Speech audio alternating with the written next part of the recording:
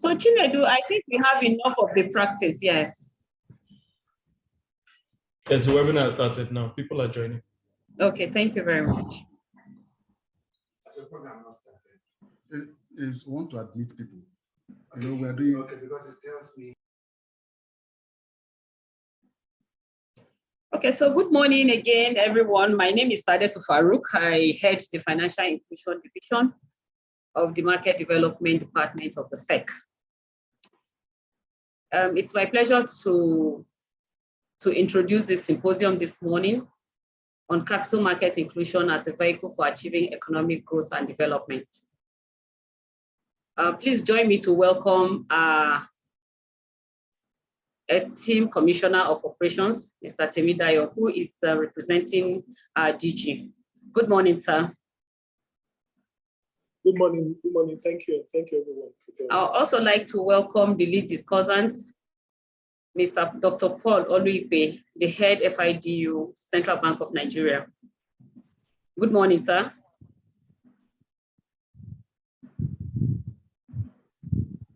Also join me to welcome my director, Mr. Nestor Ikeagu. Good morning, sir. Good morning. We have other panelists.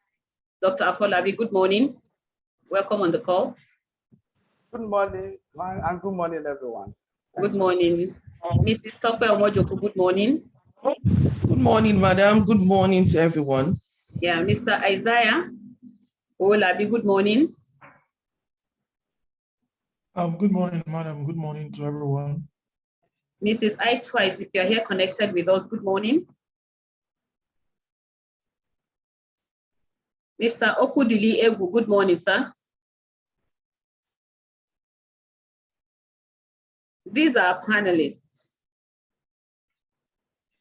Good morning and welcome. So in the absence of any other person trying to join, we have 138 persons on call right now. Please, Dr. Paul, can you start your presentation? Thank you very much. Sorry?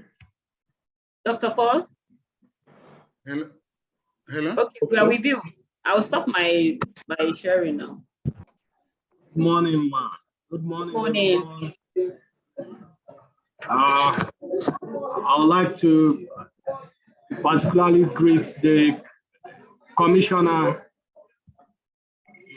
Mr. Obisa. Good morning, sir. It's an honor to be here, sir. Dr. Paul, sorry, permit me, I think I jumped a protocol. There is actually an opening remark by our DG, who is ably represented by the Commissioner. I'm sorry about that. Okay, sorry. Commissioner, sir, good morning.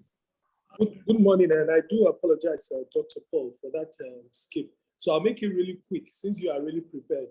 I bring greetings from the DG, who himself wanted to be part of this, but last minute, and I say that with all sense of responsibility, last minute he had to be pulled out to attend another event of equal importance.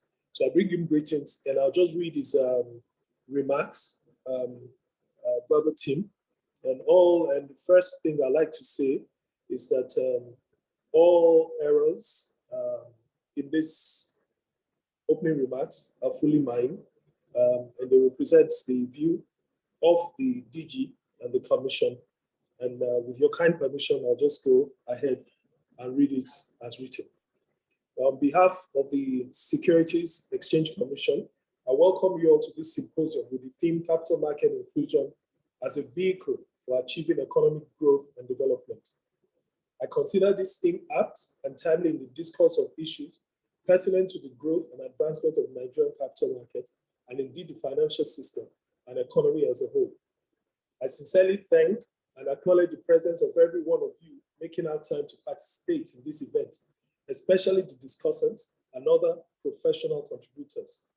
I have observed with delight the attention this symposium has generated and came to the conclusion that it is a clear demonstration of interest in the potential of achieving an all-inclusive capital market towards the growth and advancement of our economy. This event is aimed at providing a platform of knowledge and experience sharing among participants. It is also to enlighten participants on factors driving capital market inclusion and to understand its impact on the Nigerian economy. The theme of the symposium is meant to stimulate economic growth and enhance participation. Therefore, it is imperative to institutionalize financial literacy program targeted at various segments of the economy. In its quest to achieve an inclusive capital market, the Commission has been collaborating with relevant stakeholders to map out strategies for deepening the market through financial inclusion, as well as continuous enlightenment programs with a focus on collective investment schemes. The federal government in 2012 launched the National Financial Inclusion Strategy, that's NFIS, with the aim of reducing millions of people that are excluded from financial services from 46.3% to 20% by the year 2020. The CBN and other stakeholders, by their assessment, have achieved 63% of the NFIS objective before the pandemic in 2020. However, some of the stakeholders could not meet the targets set for 2020. Therefore, there was a need to realign the strategy to meet the current imperatives. In realization of the potential of financial inclusion to the economy, the governor of the central bank, in his 5-year policy thrust, that's from 2019 to 2024, envisioned that 95% of eligible Nigerians will have access to financial services by 2024, thereby extending the financial inclusion target by 4 years. 5 priority initiatives have been identified to accelerate the attainment of the 95% financial inclusion goal. These are access points, consumer protection, financial literacy, distribution channels, and product relevance. According to Enhancing Financial Innovation and Access, EFINA survey, the current Nigerian adult exclusion rates from formal financial services is estimated at 36.8%. This figure is an indication that the aim of financial inclusion is yet to be achieved, and more work needs to be done by all stakeholders. It is believed that access to financial services and products will bring about capital accumulation, wealth creation, and significant growth in investment, all of which will lead to economic growth and development. There are, however, 5 A's that stand out as critical to a successful capital market inclusion program. They include availability, affordability, accessibility, awareness, and adequacy. Maybe for emphasis, I'll just go over them again. Availability, affordability, accessibility, awareness, and adequacy. Therefore, I am confident that the financial services experts gathered here today will evoke the interest and attention of the participants and enhance their knowledge on the subject, such that will afford a better understanding on the need for capital market inclusion. Certainly, the symposium promises to be exciting. I mean, going by the well-experienced contributors and discussants we have here, the faculty gathered here are experts in various fields and set to impart knowledge on capital market inclusion. I therefore will encourage every participant to take advantage of this educative symposium, as I have no doubt in my mind that this will give birth to new ideas that will equip us with the requisite knowledge and skill to achieve an all-inclusive capital market. Once again, I welcome you all to this event, and I wish you successful and interactive deliberations. Thank you. Signed, Lamido A. Ubina, CFA.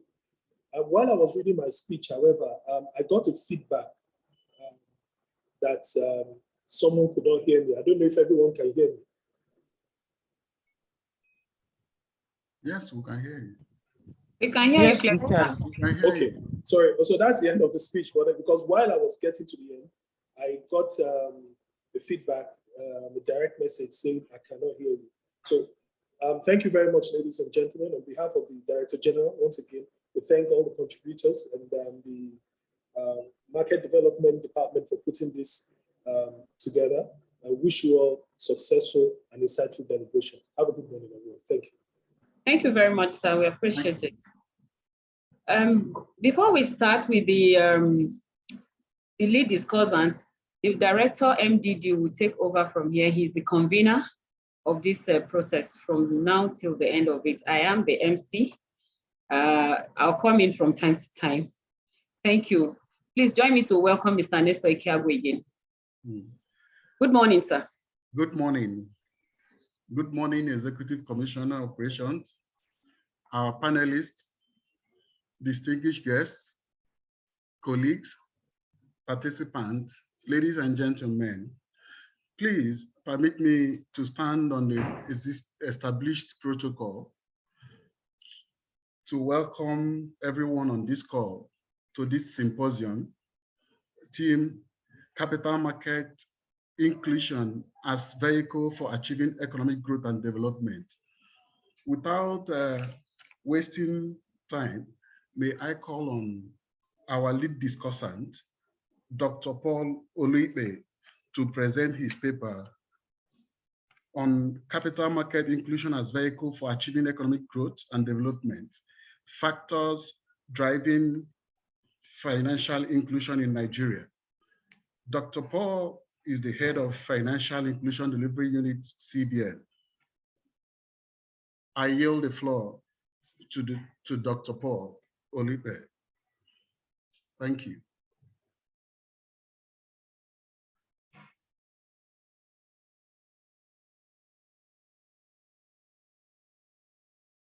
Thank you very much, sir.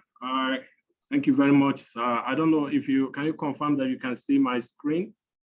Yes. Yes, please. We can see it, yes. Okay. Okay, thanks very much. The Executive Director, Operations, SEC, and the entire SEC management, I stand on existing protocols. Thank you very much, everyone, for being part of this epoch-making event today. I'm basically presenting on the capital market as a vehicle for driving, economic growth and inclusion. I'm going to be taking this from a perspective of, the value that the capital market brings to the table in terms of fostering financial inclusion, which in turn generates economic growth, because we believe that by the time everyone has access to finance, it fuels economic growth in the country. So I'm looking at how the capital market can enable financial inclusion, and we believe that financial inclusion is a factor of economic growth, and a lot of studies and a lot of reports have basically concluded or linked financial inclusion, meaning access to finance, to economic growth. It fuels entrepreneurship, it fuels economic activity, and allows for economic activity to in turn dovetail to multiple streams of drivers that accelerate growth in any economy. So no economy exists without access to finance in terms of growth. So how can the capital market enable financial inclusion? By providing opportunities for people at the low income segment of the economy, by driving financial literacy on capital market products. If you promote investment opportunities for people at the low end segment of the economy, you really empower them and they are able to contribute to economic growth. So that's basically it. People at the low income segment need to participate in the economy. They need to be part of what happens in the economy. They do not need to be outside the framework of the economy, because and they are really more of the population, because this thing is almost like a pyramid. The people with the most valuable income sit at the top of the pyramid, and then the middle class in the middle, and then the largest segment of the population of any country is really at the bottom. And if you look at what we talk about in terms of turnover, in terms of market virality, in terms of numbers, the numbers will come from the mass market, which is at the bottom of the ladder. And so if we extend capital market investment opportunities to the greatest number of our demographics, you'll find out that the turnovers and the turnover that we witness will be massive. So we need to educate these people at the bottom of the ladder on capital market products, and that will help. Sorry, Doctor, for the interjection. You may need to reshare your screen to make it clearer to your audience, or put it in presentation mode, something like that. Okay. Thank you. All right. So can you see better now? We can see, but it's not very clear. Maybe you need to So maybe put you can it end the in a slideshow slideshow or something. or go to the display settings. Yes. Yes. Okay. Do you have two screens, sir? Are you connected to two screens? Yes, I'm connected to two Okay, screens. so if we can disconnect maybe one of the screens because it's showing the presentation side. Oh, okay, okay. I will do that immediately. Thank you. You give me a minute to.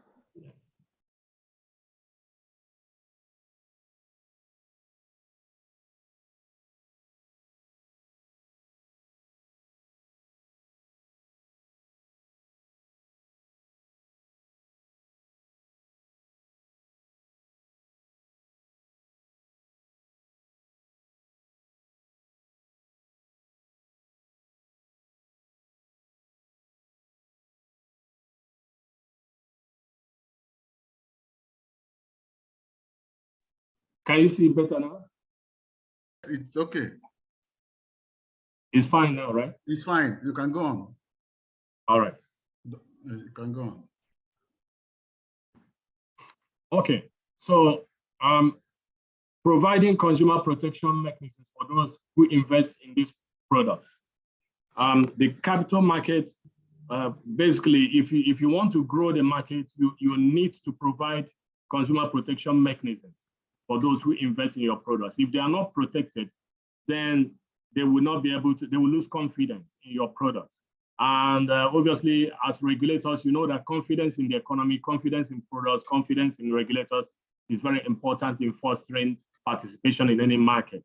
So, and then we also need to continue to create awareness on the products developed in the capital market end, you know, to low-end segment, because apparently in most of the economies, it is people who are well-educated, people who have a lot of income, and in the middle tier of the economy that most times understand and are aware of the products that exist in the market. So we need to drill down this awareness down to the lowest end segments to try and accelerate uptake.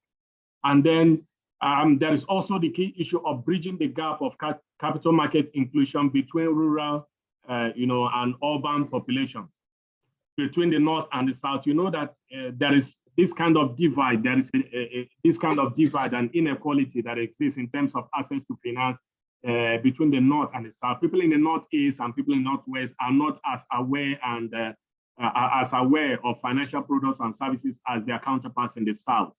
And so we need to foster equitable access to finance, equitable access to capital market products. There's also a youth-adult divide in financial inclusion. So many of the youth are not participating actively in the financial services system, and this gap needs to be bridged. And so we can start with capital market products as an example to try and bridge the gap between the youth and adults. And a lot of the data that we have on financial inclusion in Nigeria show that many youths, up to 59% of youths, are outside the financial services framework. Even they do not have IDs, they don't have any means to be able to meet KYC requirements from financial services providers. And then if you come to the gender issue, gender gap, men and women have women have a disproportionate access to finance, in relation to their male counterparts. And so there's an 8% gender gap in access to finance in Nigeria in terms of financial inclusion. So we are trying to close that gap, and this is not unique to other financial products and services. Capital market products are also included, as we need to accelerate also digital financial services around capital markets if we want to drive widespread adoption. Digital is the way to go today. And if you want to really reach to the mass market, you need to adopt digital platforms to be able to really, achieve virality or achieve ubiquity. And so capital market products, for them to really drill down to the bottom of the ladder, to the deepest part of our population, we need to adopt digital. Almost everyone today has a mobile phone. And so mobile phone solutions, are the way to go in terms of materially expanding access to finance. And capital market products should not be left behind in this regard. That will really drive economic growth, And we need to enable product innovation and customization for customers. You know, the collective investment schemes that we have, you know, are really great. They are great, but we cannot say one size fits all for everyone. You know, even within the collective investment schemes, we may be, you know, looking at customization and targeting even within the collective investment schemes, because, you know, the products as they are currently configured may not be that suitable for 200 million Nigerians that, you know, using a few products. So we need to start looking at population segments, demographics, and stratifying them to try and see what kind of variations of this collective investment scheme may be suitable for one or the other. Look at cultural, you know, norms and cultural nuances that exist, both religious and, you know, social and other aspects of it, to try and see how we can customize the collective investment schemes to be suitable to all segments of the Nigerian population. You know, we have over 200 languages in Nigeria. We have multiple religions. We have so many kinds of social, you know, stratifications, and we cannot assume that the current state of products and services that we have, not just in the capital market, but in the other markets, you know, are suitable for everybody, you know, equally. So we must drill down and try to research and find out, you know, whether the products we have are really, you know, garnering uptake in terms of their acceptability to the markets that we serve. Okay, and also, let me home in on the collective investment scheme, which I've just talked about. You know, and this is the principal product that we in the financial inclusion landscape know about. SEC. I know there might be other schemes that should, you know, drill down to the bottom of the market, but this is the frontline product that we've been driving, and these are the features. And we say a collective investment scheme in whatever form, you know, including an open-ended investment company and pursuant of which members of the public are invited or permitted to invest money or assets in a portfolio, and in terms of which two or more investors contribute money or other assets to and hold a participatory interest. You know, we call it collective because it is participatory. You know, people come in and they share the risk, and also they share the benefits of the investment in proportion to their participatory interest in that portfolio of a scheme. And so this is targeted at the very bottom of the ladder to try and unfreeze that segment so that people can really begin to onboard and come to benefit from, you know, a variety of capital market products that we have in the country. And even they can scale from collective investment after they have built up their portfolio, their assets or their portfolios. They can even scale from collective investment to mainstream products that exist in the exchange, that exist, you know, in frontline exchange services. So we anticipate that this will really help us scale and add value to the economy. Now, having said this, how does this relate to the overall context of financial inclusion in the country and economic growth? How does this relate? And this is what I'm going to talk about in a very brief moment. You know, and financial inclusion, obviously, when we talk about financial inclusion, we are talking about easy access to a broad range of financial services, products and services. And this includes pensions, savings, credit, insurance, investment schemes. And those products must meet the needs of people. They must be designed to meet people's needs, and they should also be affordable. You know, so we are looking at easy access, accessibility, variety, diversity, and then they must be meeting needs of people and should be affordable. If they are not affordable for low income segments, then they would not be uptaken, they will not be adopted. So we are also looking at, you know, the fact that financial inclusion enables unbanked and underserved people and communities to have access to services that will enhance their economic opportunities, boost productivity in various sectors, and contribute to economic development. Remember, we are talking about the role of capital markets in economic development, you know, capital market products, in fostering financial inclusion and ultimately enhancing or contributing to economic development. So if people have access to capital market products and investment portfolios, you will see them very active in the economy. They will be able to, you know, kind of, you know, increase their own means to livelihood, you know, cater for their families, and they will boost productivity. Ultimately, there will be market dynamics, you know, that dynamism, and people will be better off for it. And so what's the current status of financial inclusion in Nigeria? what's the current status? Currently, we have 64.1% financially served. So our financial inclusion figure in Nigeria is 64.1%. So it means that about 68 million adults are formally included, whereas 38.1 million adults are excluded formally. So if you know, when we say formally included, it means people who are benefiting from the formal system, formal products and services served by licensed, you know, financial institutions, like SEC, like you know, licensed financial institutions like capital market providers or operators, okay, or insurance or banks, you know, in terms of credit, savings, loans, and all of that. So there are, you know, 44.8% of people who are banked, 5.7% are formal order, meaning they are not with financial, they're not with deposit money banks, but they are with other financial services like microfinance banks, and I mean microfinance institutions, lenders, credit institutions that are licensed. Okay. 13%. Sorry, doctor. I may have to still interject. A lot of people are complaining they can't read the screen. Maybe you check that place where you have the display settings, click on it, there will be a drop down to enable you to do that. Okay. Yes. Thank you. Sorry, audience. Display settings at the top. Okay. No, Yeah. not that.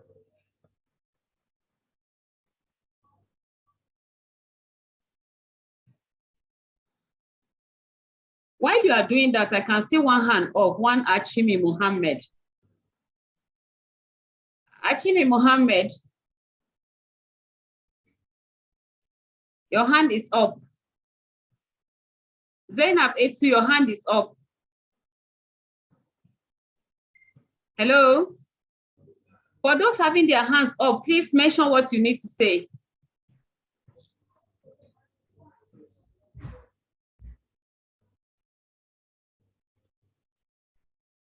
My director, sir, go ahead.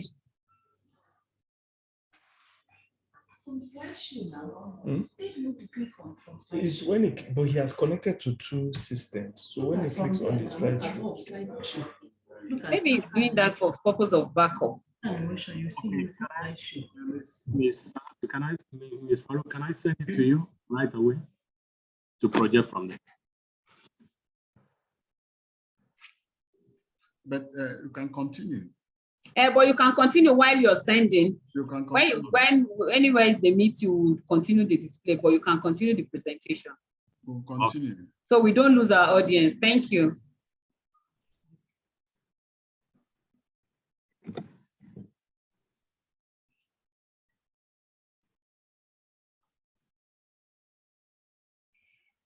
Can you still see the presentation as it is, albeit? Can you still see it? Yes. Yes, we're seeing it. We are seeing it. Can go on, but forward it to the. Yes, I've done so. I've forwarded it. Okay, continue, doctor. Continue. Once you receive it, let me know, and then you can project. Apologies for that. Having technical issues. Okay. All right. So we are saying that inclusion levels, you know, the financially excluded is standing at 35.9% of people, and so what we need to do currently is that what we have done is that we have designed a financial inclusion strategy, and what I have just, the figures I've just mentioned are as at December 2020. And our financial inclusion strategy is targeted at closing the gaps that we have. And remember, our target is that by the end of 2020, which is almost 2 years ago, we should have 80% financial inclusion, you know, in Nigeria. But currently, what we have is 64.1%, meaning that we are shooting short of our targets. We are not really meeting our targets. So currently, there are also segmented targets like 70%, like payments. We have payments target as at 70%, you know, to be reached at the end of 2027, 60% reach our target, credit 40%, insurance 40%, pensions 40%. And these are to be made as at end of 2020. But we are we are still a little bit behind in terms of meeting these targets. And I'm going to be telling us, further down the lane, how far we have made these targets and what we are currently at, okay? So what we have done is that we have revised, we are currently revising the National Financial Inclusion Strategy to reflect the changes that need to be made in the landscape to achieve the targets that we and the objectives that we have set for ourselves. Because if you are not meeting your targets, you need not to continue down the same lane and kicking the can down the road, but you need to recalibrate your approach.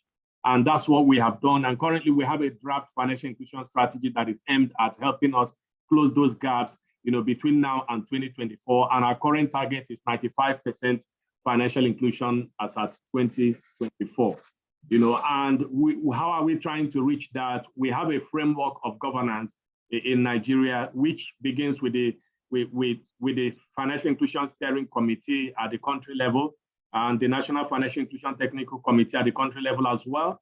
And then 4 working groups, products, channels, literacy, and special interventions aimed at, coordination and aggregating efforts to close inclusion gaps. And so all of these governing committees, even across the states, we have what we call FISCO, Financial Inclusion State Steering Committee, that are aimed at driving to the grassroots inclusion action, to close the gaps that we are looking at. So these are the efforts, these are the governance structures that we have to close financial inclusion gaps in the country.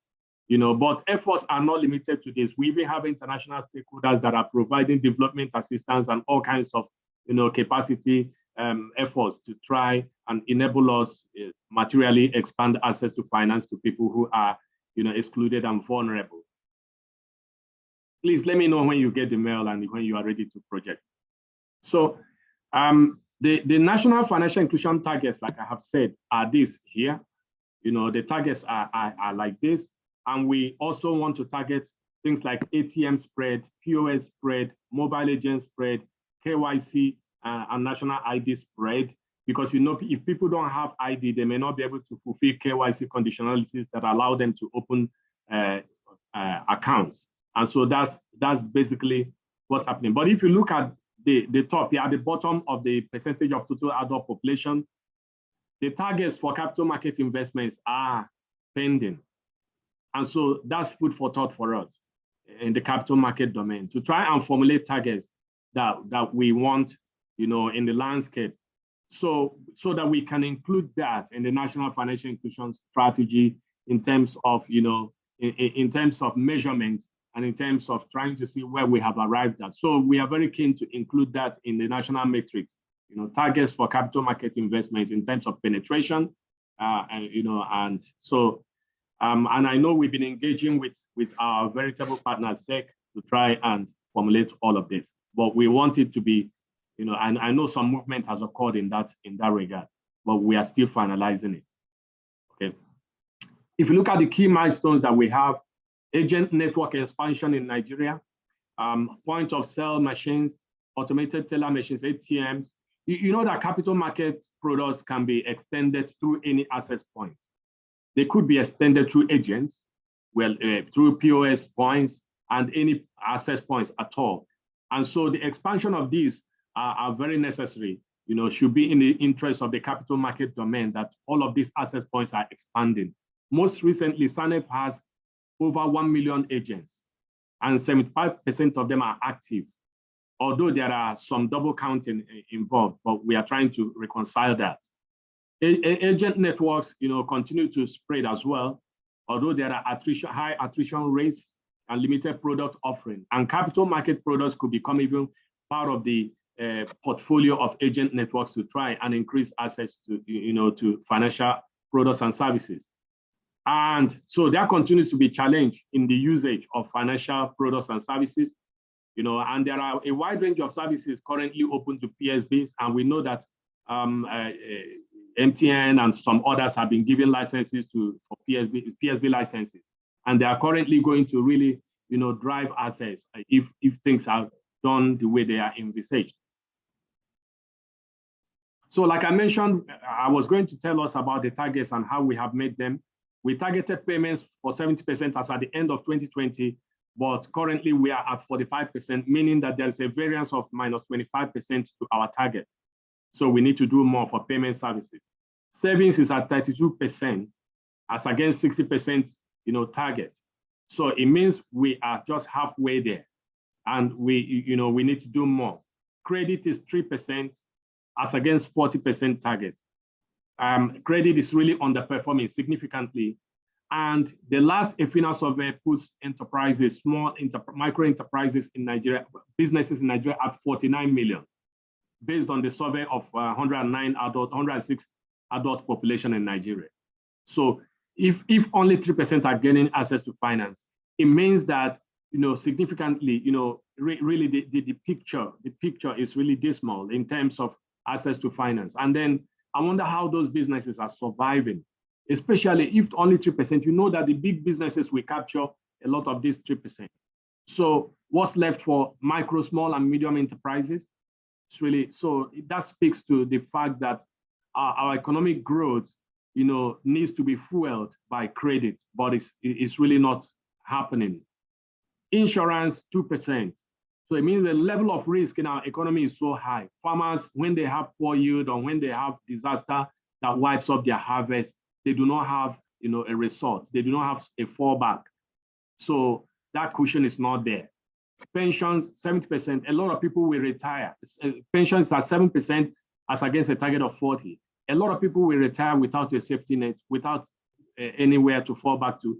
Their health may deteriorate and they have nothing, no financial backup, or buffers to enable them, absorb that shock.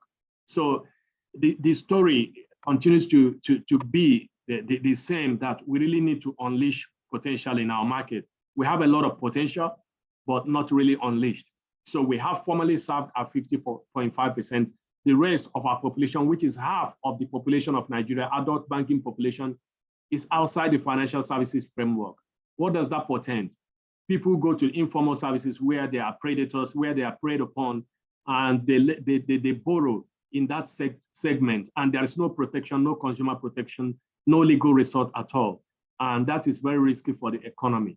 And so this is the picture that we have of financial services at the moment. And I believe that capital market products could inject more vibrance and dynamism in this segment so that, others can really begin to, take note and begin to learn from what the capital market is doing, especially with the collective investment schemes.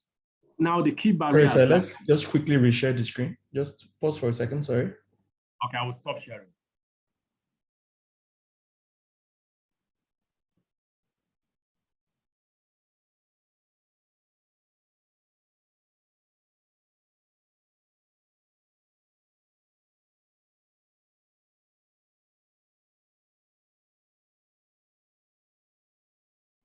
Okay, can everybody see the screen? Can you see the screen, sir? Yes, it's okay. All right. I can see the screen, yes. Okay. It's clearer, yes. All right, thank you. Mm. So sorry about the glitches. So I was saying the barriers that we have, are lack of income, long distance to access points, lack of knowledge about financial services, high cost of services, and cumbersome KYC requirements.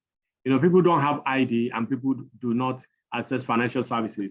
Even the wallets that we have currently, the wallets that we have currently, probably are not sometimes adequate for some level of transactions that people want to do, especially small scale enterprises in the landscape. And some of them depend on wallets to be able to carry on day-to-day activities. And so, having ID to be able to benefit from full range of financial products and services is very important. And we need to unfreeze the key issue of ID acquisition. So there has to be an interagency collaboration here, or an interagency approach that allows, for people to have basic ID that onboards them to the financial services framework. Like I mentioned, high cost of services, we need to rethink the cost, bank charges for pensions, charges for capital market products, and charges for insurance, because they are sometimes prohibitive, especially for people at the low income segment. For some of us who earn salary, it may not be an issue. We may ignore the debit alerts we receive because they are not really significant to upset us. But for some people who are at a very low income, 100 naira, 50 naira, deduction from their accounts is a lot, and it could act as a disincentive to onboard into financial products or to continue to use financial products and services. So we need to rethink the regime of cost. Lack of knowledge about financial services, if they don't know about capital market products, they will not onboard, they will not be able to use it. And some of the researches we carried out in the past, especially Darboug research in 2019, says that amongst women in the rural area, lack of trust, lack of income, and lack of education are the key issues that that constrain access to products and services, financial products and services. And I believe it is the same with capital market products. They just say they don't trust the formal financial institutions. That's why they go informal and go to the people they know, although the rates may be so high, but yet they go there because of trust. So we need to build trust in financial products and services, especially capital market products, because these really are investment products that everyone should be benefiting from, and then the key problem, the number one there is lack of income. If people do not have income, they will not onboard into financial products and they will not really adopt financial products and services. Why? Income is the fundamental for investment. Income is the fundamental for saving, fundamental for anything at all. If it's not there, then there is no incentive, there is no wherewithal to invest. People want to survive first before they even invest. So that's why if there is anything we can do in the economic landscape to try and help provide a climate where people can thrive and have income, no matter how small, no matter how big, it will really go a long way to drive economic development. Next slide, please. These are some of the changes we have made. I'm almost done. These are the changes we have made so far, regulatory-wise, to try and unfreeze the rigidity in our landscape, rigidities affecting or constraining financial inclusion. These are the changes. From 2012, we have made a rash of regulatory amendments, which includes introducing the financial literacy framework, national financial inclusion strategy, cashless policy, TACAFO guidelines, and micro pension, guidelines, and a whole lot. You could see, I could go on and on.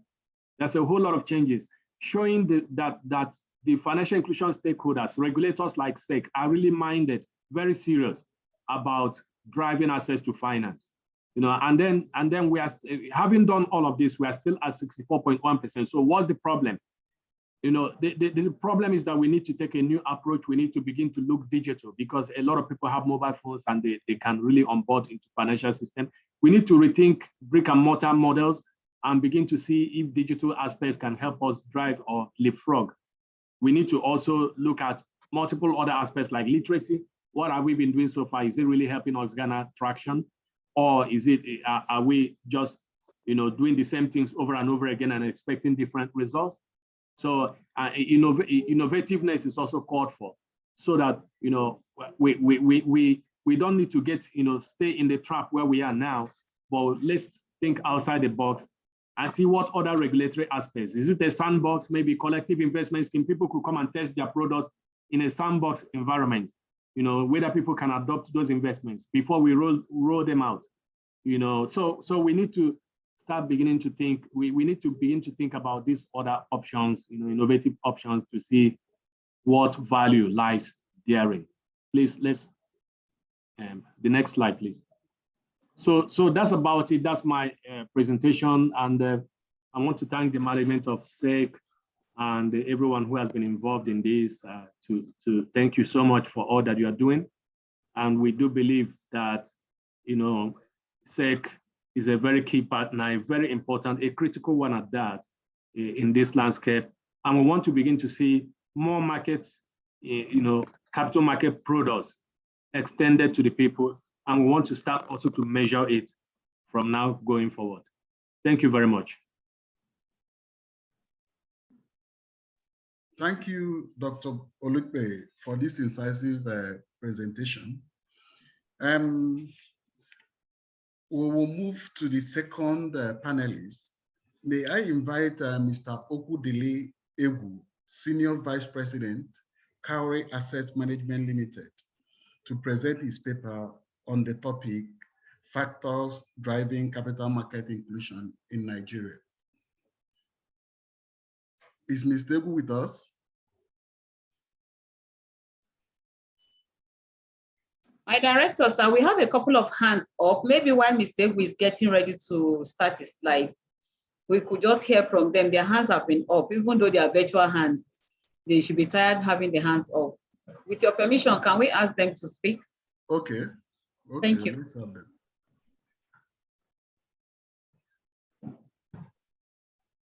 Zainab Etsu, your hand has been up. Zainab Etsu. Abubakar Yunusa. Abubakar Yunusa. Okay, I don't think they are ready for with their questions. Please go ahead, sir. Okay, thank you. So, Mr. Okudili. Okay, I'm here. Okay, thank you very much. You are welcome. You have 15 minutes to make your presentation. Thank you very much. We'll need to manage time. Thank you. Okay, thanks, the Executive Commissioner, the Director of SEC, Director in SEC, and other members who have put this symposium together. Okay, I will simply dwell on factors that are driving capital market inclusion in Nigeria.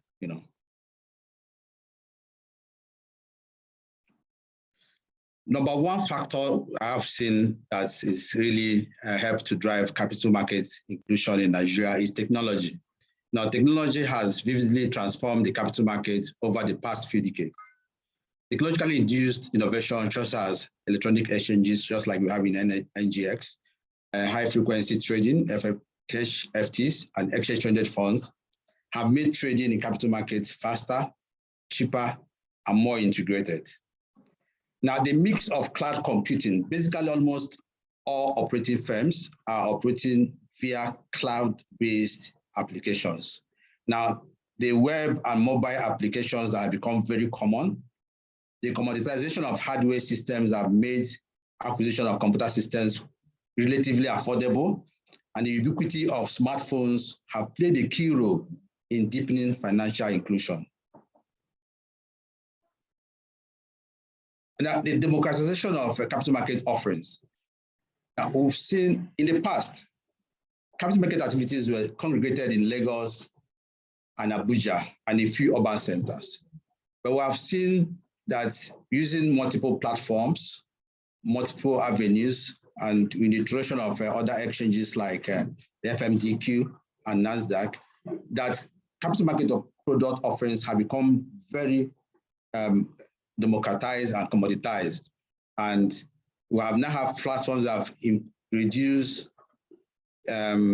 difficulties in trading, increased available investment options, lowered barriers to entry, so that more people can now trade and can trade at any time and from anywhere in the world.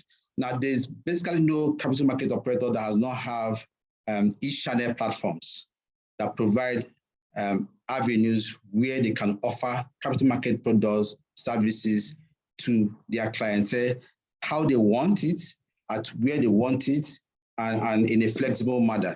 We will now have access that is now democratized.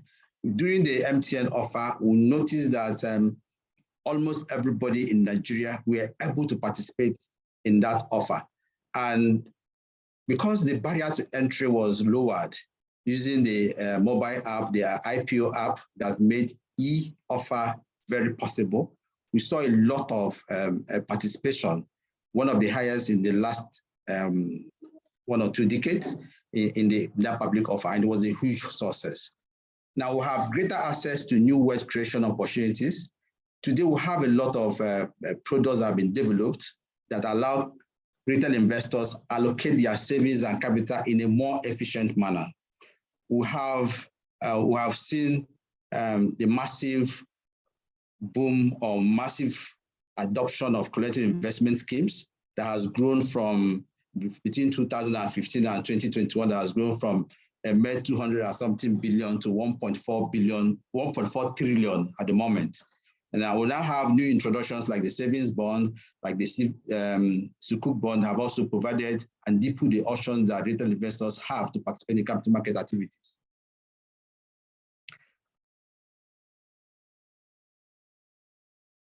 Now, we've seen that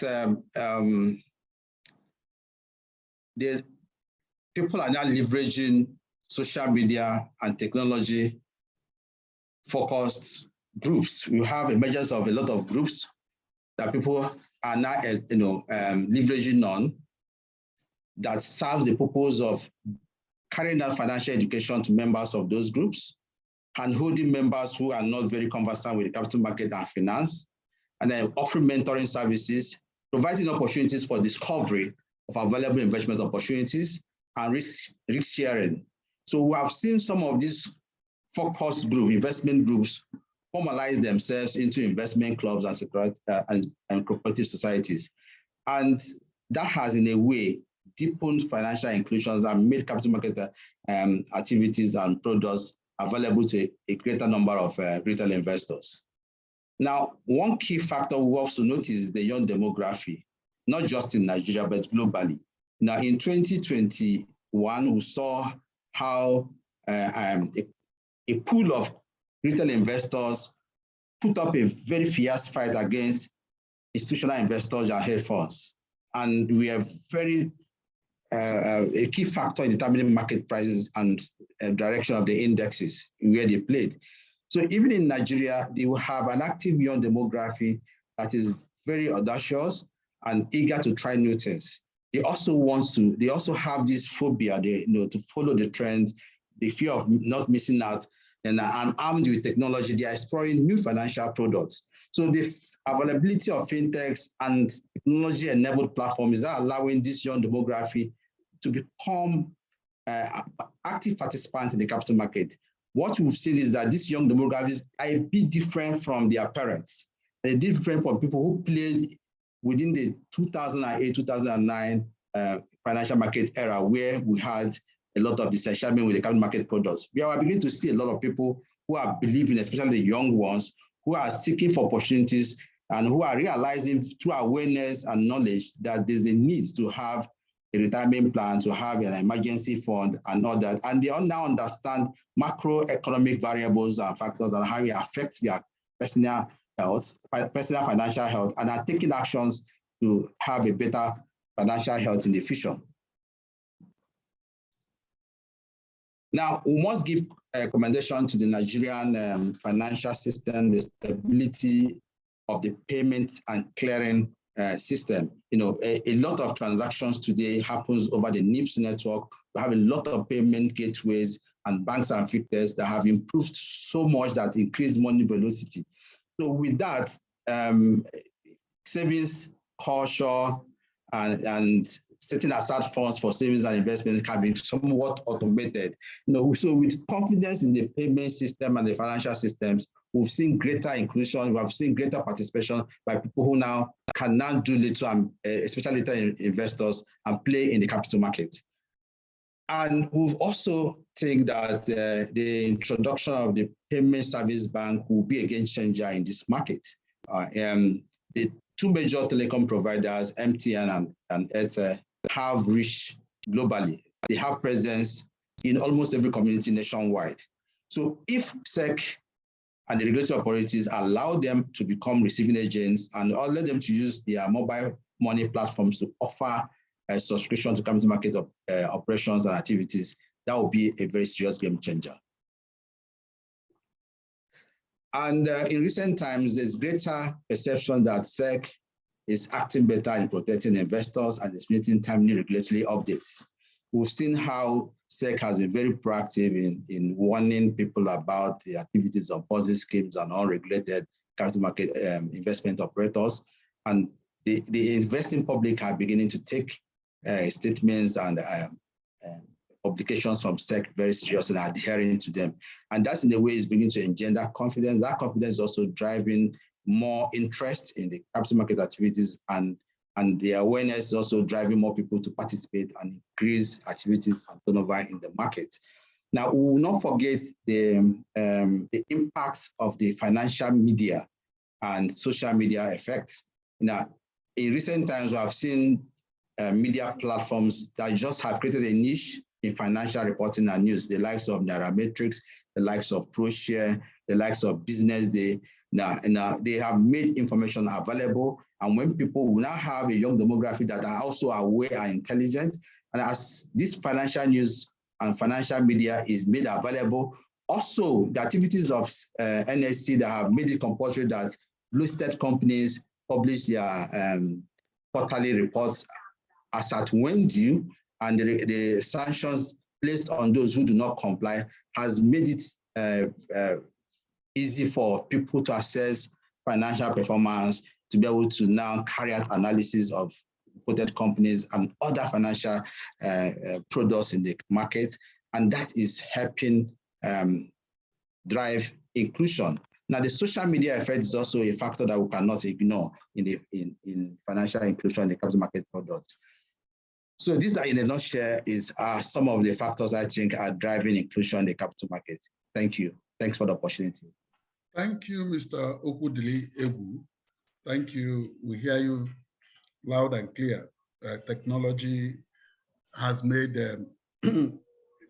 capital markets faster, cheaper, and more integrated.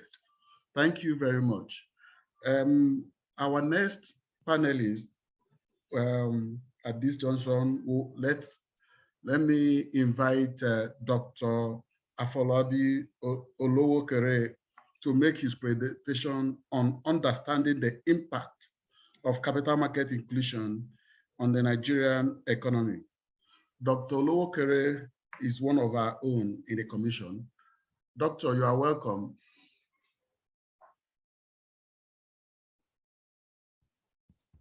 Thank you very much. Please, can the IT allow me to share my screen? Sorry, Mr. Chinedu. I think someone is still sharing, so until it's finished sharing, then I can share. Okay. Mr. Chinedu. Okay, so why will I wait the IT to address that? Let me say good morning, everyone. Good morning, the participants. It's a great privilege to be here. And I commend the organizers of this for bringing this program forth to look at the capital market inclusion and the economy generally. So I hope my screen is visible. Yes, it is. So I'll be speaking briefly on the understanding the impact of capital market inclusion on the Nigerian economy, or on any economy for that matter, whether Nigerian or not. But in the case of Nigeria, we may have some specific things that we want to look at that will then make us leverage this opportunity very well. I just have a few slides. According to the World Bank, if you see the way the lead speaker started, he said a lot of things about financial inclusion generally. The reason is that capital market inclusion will be an offshoot of financial market inclusion, or an aspect or a specialized aspect of financial market inclusion. World Bank said financial inclusion means that individuals and businesses have access to use affordable financial products and services that meet their need for transaction, payment, savings, credit, and insurance, which are delivered in a responsible and sustainable way. So if you look at the stages of financial inclusion, often now you talk about payment. A lot of people are included from the payment side. Then you can move to savings. When you start saving, after some time, you can have access to credits. Of course, you must have had history of savings to be able to unlock capital for whatever you do. Then you can start talking about insurance, insuring what you have, property. Then pension, you then mean insuring your future, making sure that now that you work later in life, you are able to, part of money that you have saved earlier, you can then spend it later in life. But you must have saved, you must have been able to expand and have access to credit. Then lastly, you then be talking about investment. There are arguments whether investment should come before pension or not, but that's not the purpose of this. The whole essence of showing this is that it's important we understand that before people start investing, they must be able to conduct their daily transactions, especially now that we are even saying money should be given or like direct cash settlement, which goes directly to people's bank accounts, or that when you are registering as a new investor, you must bring bank accounts. So they are already financially included, and then they can then do capital market inclusion. Of course, you can have capital market inclusion, which then make people to go back and open an account because they really want to invest. Financial inclusion has been identified as an enabler for 7 out of the 17 SDG goals. What we notice in Nigeria is that most of the effort at financial inclusion are targeted at increasing the banked population. We also saw that from the lead speaker, and I think it raised very important points, which are in the national financial inclusion strategy, we also need to include targets for the capital market. You don't just include targets, you must also have credible baselines. So that can set us to the questions of what kind of sustainable or consistent baseline data do we have, so that we can then set appropriate targets for the capital market. But when you do financial market generally, for the purpose of what we want to do, it just shows it's too general. So we may also want to focus on capital market inclusion, especially given the fact that financial inclusion target has also not been met. So both can be done pari passu. We can then say capital market inclusion is a state. I mean, this is just a working definition where adults have easy access to capital markets and formal investment services that meet their needs at affordable costs. So people should have access to capital markets and formal investment services which meets their needs. So their needs must be identified and then matched with those services that we are offering at affordable cost. These days, everybody, I find something very interesting. People travel for 30 minutes to go and buy things in places where they are cheaper, even though they are going to save about 10 naira. So it must be at affordable cost. How can we look at this issue? What can drive? I mean, the last speaker also said a lot of interesting things about drivers, but I would just like to put this in about 4 perspectives. We can have a capital market. We can have a supply side inclusion. We can have a demand side inclusion. Then we can have regulation. Of course, regulation can affect both macro, supply, and demand. I will just try to explain a bit. In a macro environment, the lead speaker said, people must have money. You know, there's principles of economics. Savings is a function of income, and the equilibrium, savings equals investment. So people must have income before they can save and before we can have investment. So if you have a macro environment that doesn't encourage savings, maybe because inflation is very high, or people are thinking something can happen to currency, or you just have to use a lot of your money to consume food and buy some other essentials, then you have less money to invest. Except people that have excess. So that may also be one of the things that can explain our kind of market inclusion, where it may just be very few people. If you can do more data gathering on them, it may actually be people that have a lot of money. They just commit a small proportion of their money to it, where a lot of other people, because they are still struggling with the means of life, are unable to invest in our market. So generally, the economic environment must be in a way that allow people to think that there is future, and that you can make money in a credible and honest way, and you can wait and you can delay gratification. That is what macro environment does for people. The supply side issue, we need to look at types and numbers of products and platforms. Now we have more products than before, and I think they are increasing. We now have derivatives, especially exchange traded derivatives, and we have commodities. And quite a number of things are coming up. Some platforms are not here some 10, 20 years ago, now they are here. But it's important to start looking at evolution in the area of those products. Another thing is to see number and distribution of operators. Distribution of operator number is very important. We probably have 100, 100 sub-broker, 200 this, 500 that, but how well distributed are they all over the country? But we also know that technology can actually enable the distribution of each operator. Then access factors and transaction costs. How much would it cost me to open an account? How much will it cost me to resolve a problem? How much or what does it cost me to have access to returns on my investment, which may be in terms of proceeds of sales or dividend? These are some of the issues that are very important in terms of supply.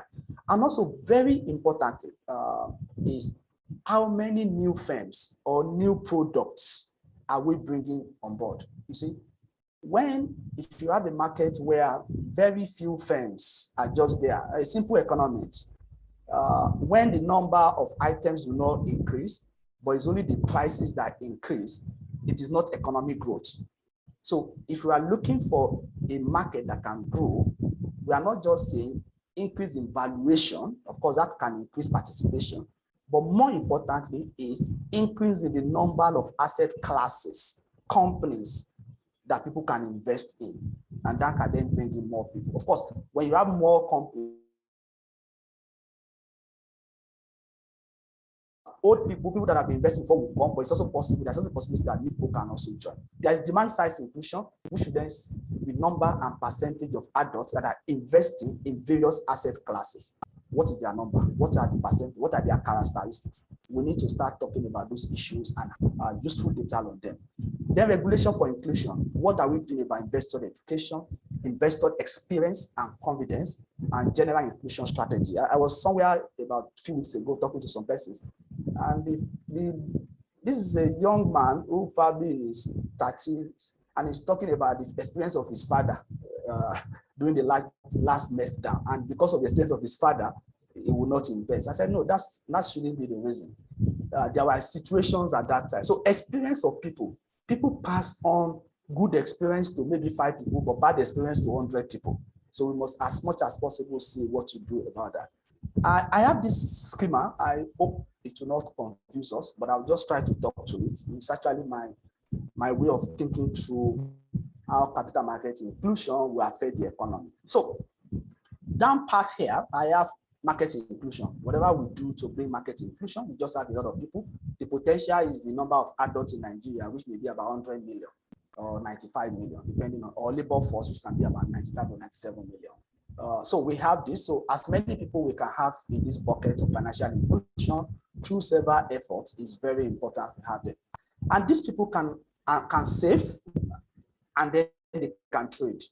I actually decided to make a decision between savings and trading, because when we are speaking about market inclusion, capital market inclusion especially, we need to start talking about, are we trying to attract investors or traders? Because quite a number of Nigerians, just like every other person around the world, want to make quick money. There may be several schemes. People can see investment that say 10% every year or 20% every year, but the one that doubles the money after 1 week is preferred. Everybody likes things that are quick and are juicy.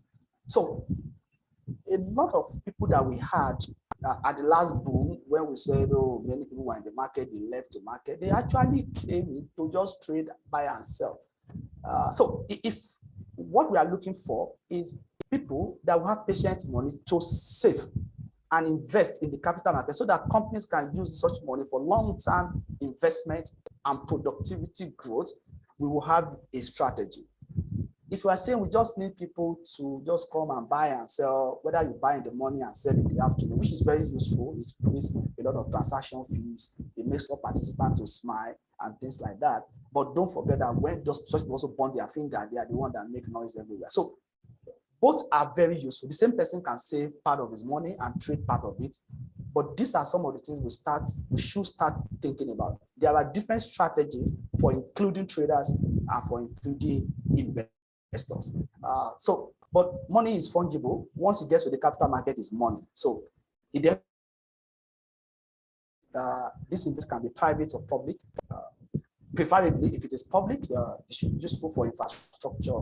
If we then have things like project bond, Sukuk, green bond, infrastructure funds that can deliver infrastructure via the capital market, that is a very useful addition of the capital market to the economy. Business firms can bonds, equity, derivative, and CIF, and then get a lot of money.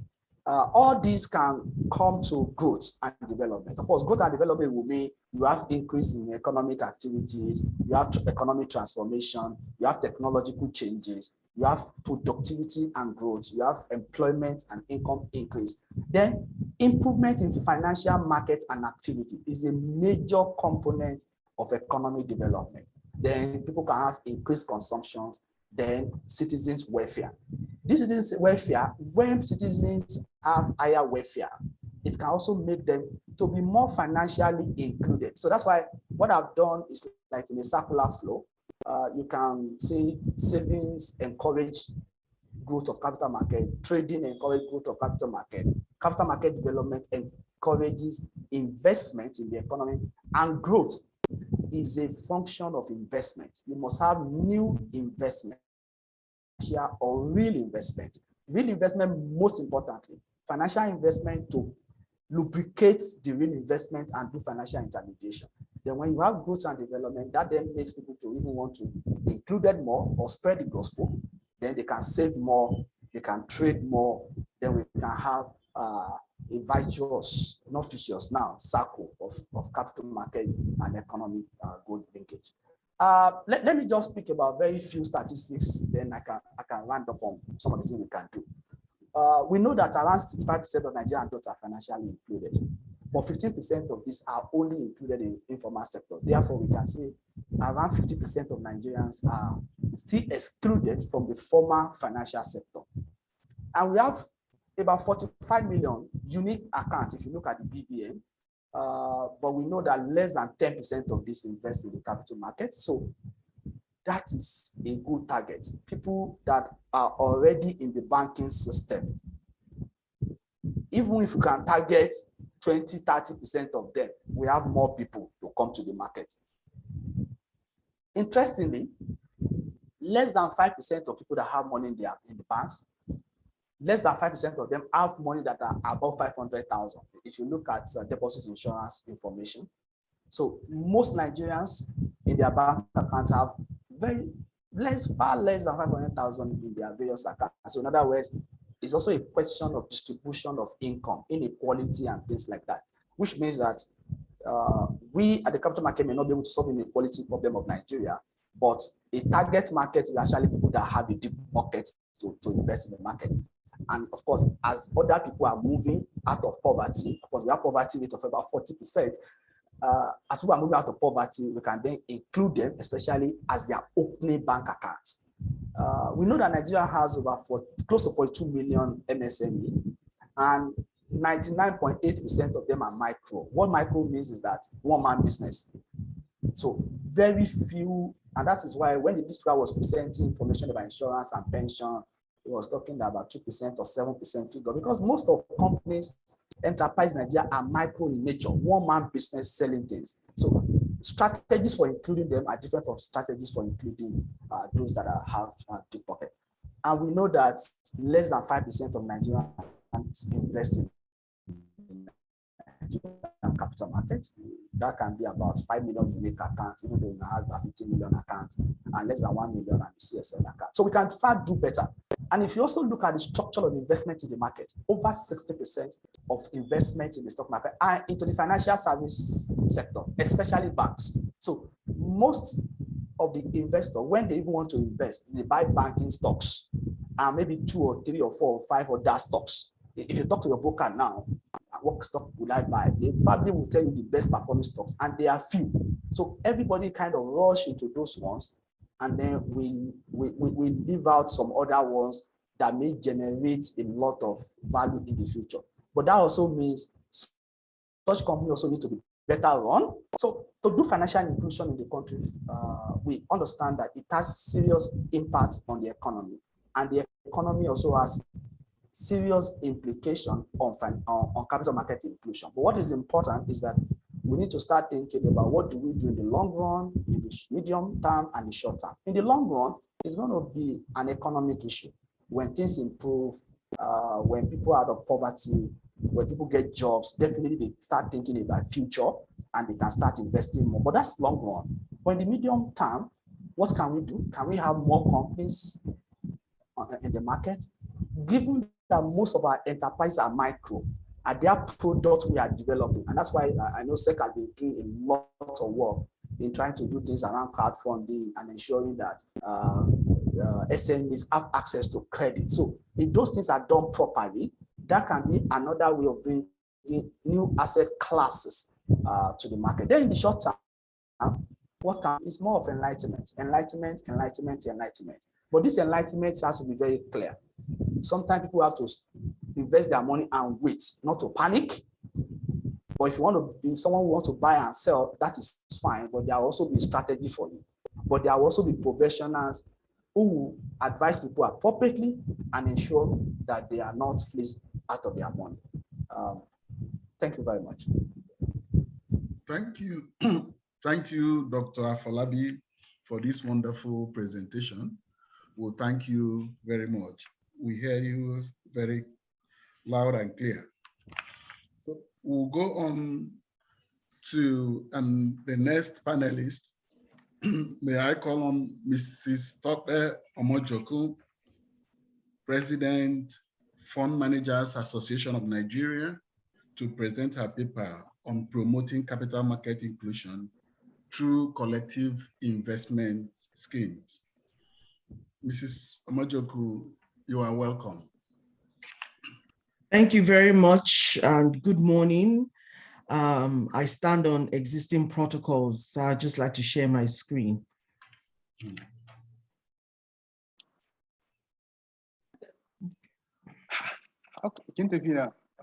Okay, so I told you.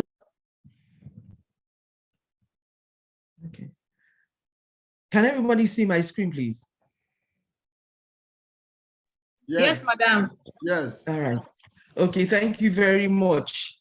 We thank the organizers of this symposium, and we hope that every information that has been shared, we find them very useful. I have. So I'll just be taking us on a presentation themed promoting capital markets inclusion through CISs, and that's collective investment schemes. If just permit me to just make a brief introduction. FMAN is a registered trade group with the Securities and Exchange Commission, and our objectives majorly is to first encourage our members, member institutions. So we have institutions or companies that are members as opposed to individuals. Encourage them to maintain and uphold the highest professional standards, integrity, and ethical conduct, and ensuring that they follow to the latter the specifications and the rules around managing collective investment schemes and other investment portfolios as stipulated by the SEC. So our vision is to remain an effective voice of fund and portfolio managers in Nigeria. I'll just go straight to the presentation. So what exactly is the current performance since its 2009 inception? So FMAN currently has 113 member companies. Net asset value is currently 1.53 trillion. This is as of, well, June, so last week or thereabouts. We have 137 registered collective investment schemes, and I will show you the various categories of these schemes. We have, and these are registered schemes, by the way.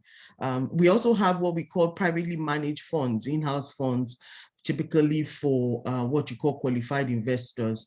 But the collective investment schemes are public funds, majorly are mutual funds that speaks to investment opportunities, especially for those within the retail space, which obviously is relevant to financial inclusion, which is the main, well, I say the main theme of this whole symposium. So we've seen net asset value grow by 1,443% from inception till date. So when you compare a growth from 98.9 billion to 1.53 trillion. That shows us the trajectory of growth.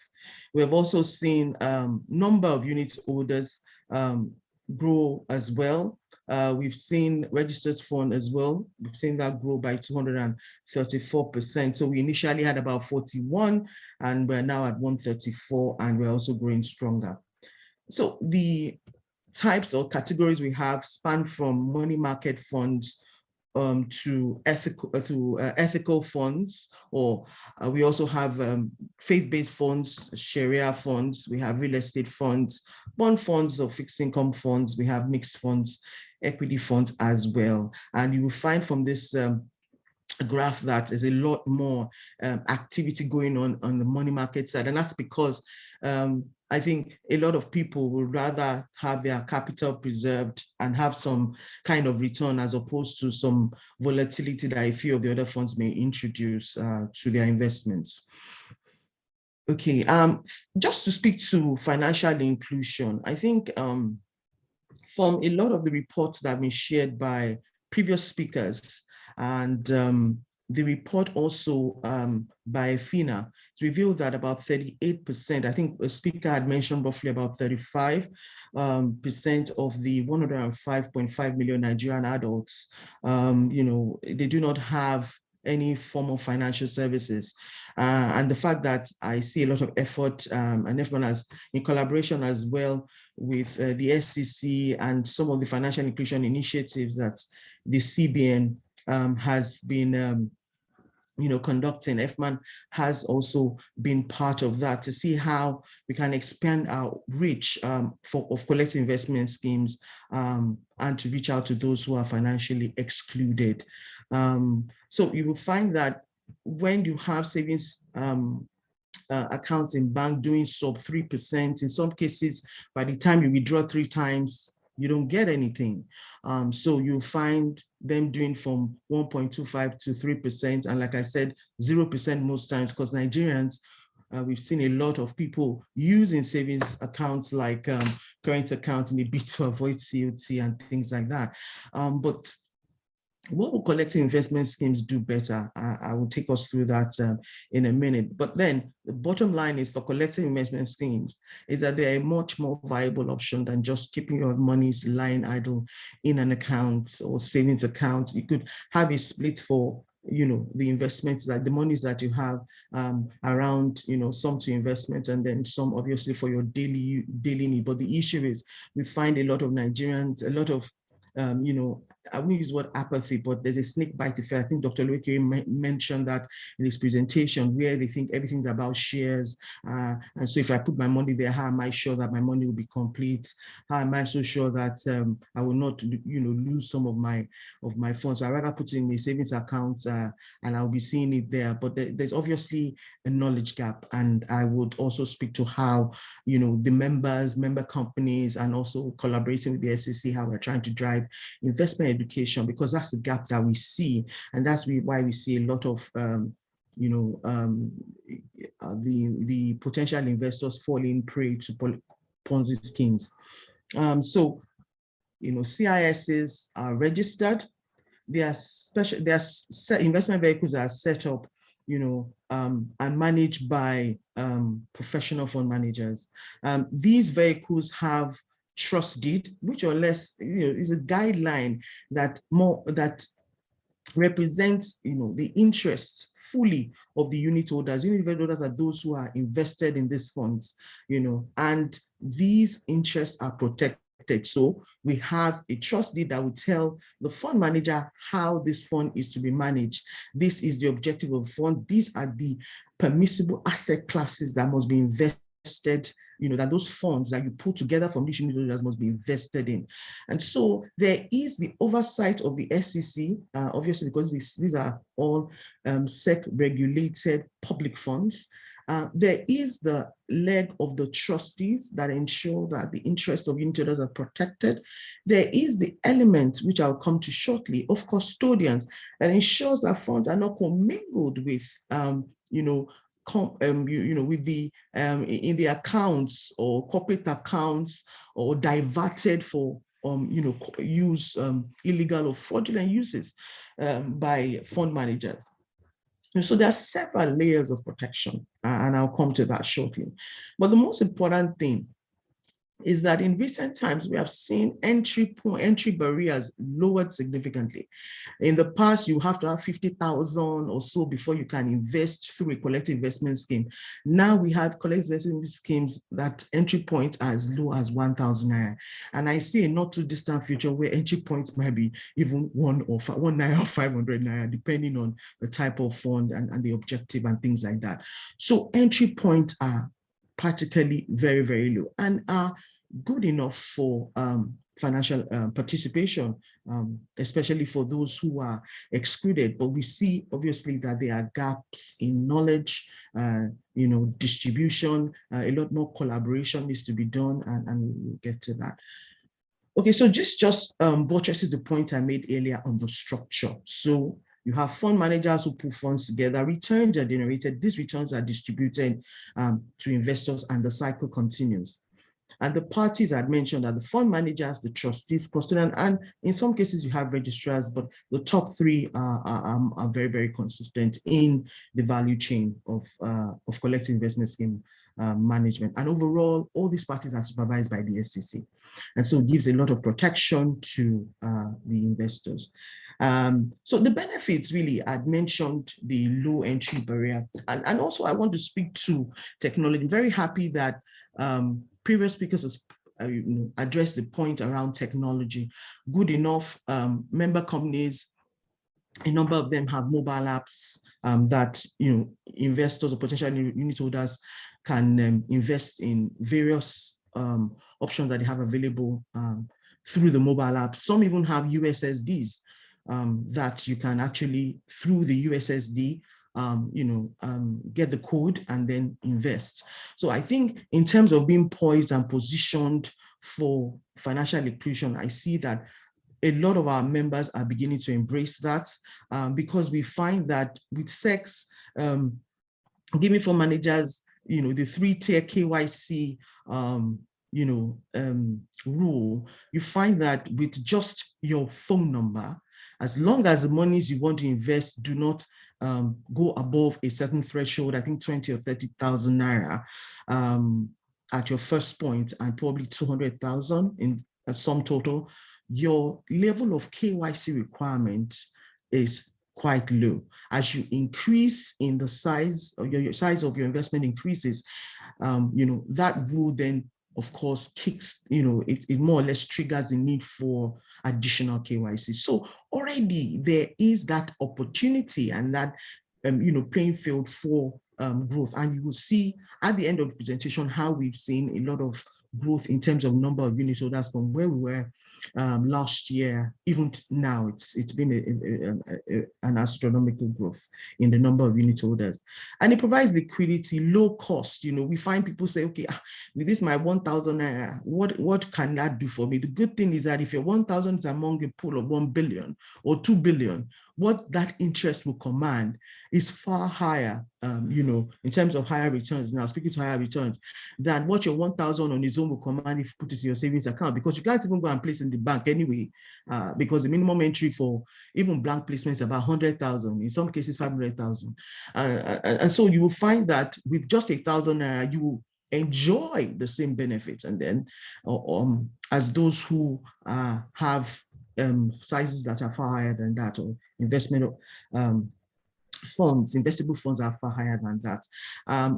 Diversification is a very, very strong benefit in the sense that you don't have all your, if you have an equity fund, for instance, there are guidelines to, ensuring that you spread funds that are pulled together across various shares or stocks of various companies in different sectors, for instance, rather than concentrating it in just one sector, concentrating in just one stock. Various portfolio managers have various investment objectives along those lines and are able to show, some return or some kind of income distribution, whether through dividend income distribution at the end of a certain period, maybe annually, to investors who have a very long-term, investment objective or horizon. What we have seen is quite a bit of mismatch. So a few investors, potential investors, would ask you questions around, these funds that I have, I want to invest it, but your returns are not as good as a company that is not registered. Why? And then you start to guide them around the fact that these are licensed, these are the asset classes. If you go anywhere, these are the returns on this asset class, and you will not get it on your own. But then they would unfortunately fall prey to some of these people who then introduce them to very, very fraudulent Ponzi schemes, and then they lose their money. But the point really is that depending on their objective, there are products that are structured to meet those investment objectives. And depending on the time horizon, there are also products. So you don't go putting your house rent money, they're just basic things we talk to people around investment education. And you don't go putting your house rent money that you need in 3 months in an equity fund. Obviously, you need more time.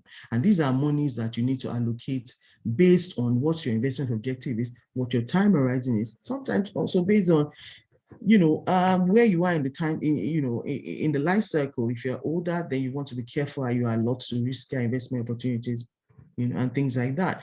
And so, speaking to financial inclusion, interestingly, the EFINA report also indicated that Nigeria has a lot more banked adults than other sub-Saharan countries. So, it's percentage-wise, you have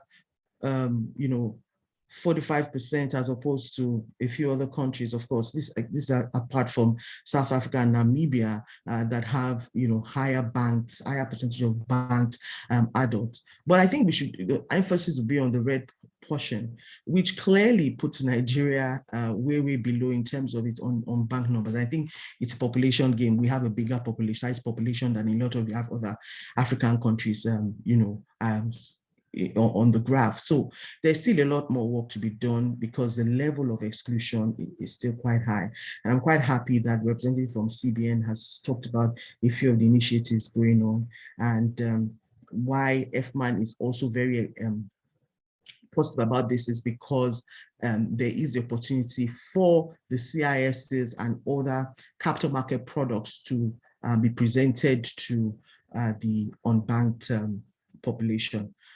So what are the critical barriers? We're seeing that people's attitude and perception are addressed this, access to banks. So the good thing is that payment service bank, PSBs, would address a lot of things, because from your phone, you can do quite a lot.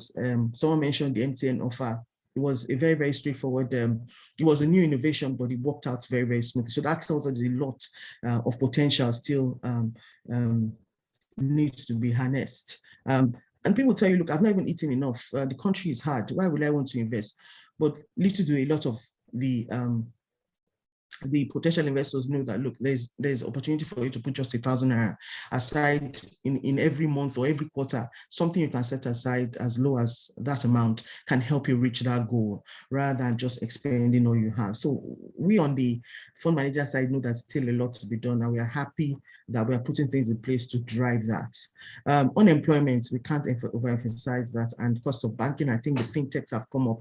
A lot of the fintechs have come up are offering zero transactions cost. So it's a big competition for the banks, but potentially a very good opportunity to collaborate with a lot of fintechs. I'm very happy that, the speaker before the last, for instance, we find that a lot of fund managers and asset managers have been collaborating with a lot of fintechs to drive distribution. And that has been a very, very good collaboration on the FMAN side. From what we've observed, that has brought to fore a lot of unit holders coming on board the collective investment schemes because of such collaboration. So fund managers realize that you can't work it alone. You need to collaborate. I think there's a term, they said you either partner or perish. I think I got that term from discussions and symposiums in the past held with the SEC, and it's very, very essential that we look inwards at how we can distribute and collaborate more with the existing structure around, for instance, fintechs and the rest to drive distribution of products.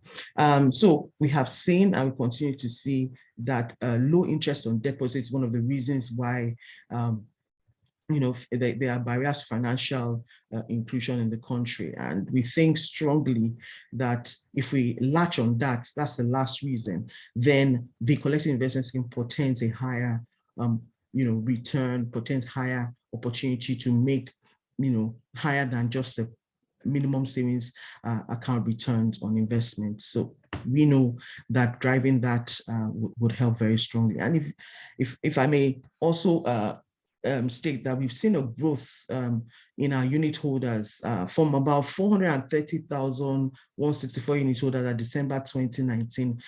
We have seen a sporadic growth from that figure to 808,195 unit holders at the end of April 2022. So from inception in 2009, we had 430,000 of thereabout unit holders. And just in a span of 2.5 years, we've seen growth this high. And a lot of factors attest to this. One is a lot of sensitization, a lot of collaboration with the SEC, and then working with the SEC in the area of Ponzi schemes. I think part of what the SEC has been doing in the last couple of years, probably the last 2 years, a lot of aggressive shutting down of Ponzi schemes. FMAN on his own side would even bring to their attention any of those schemes we see or adverts. So a lot of those schemes are available on social media. They are close-knit, what you call close-knit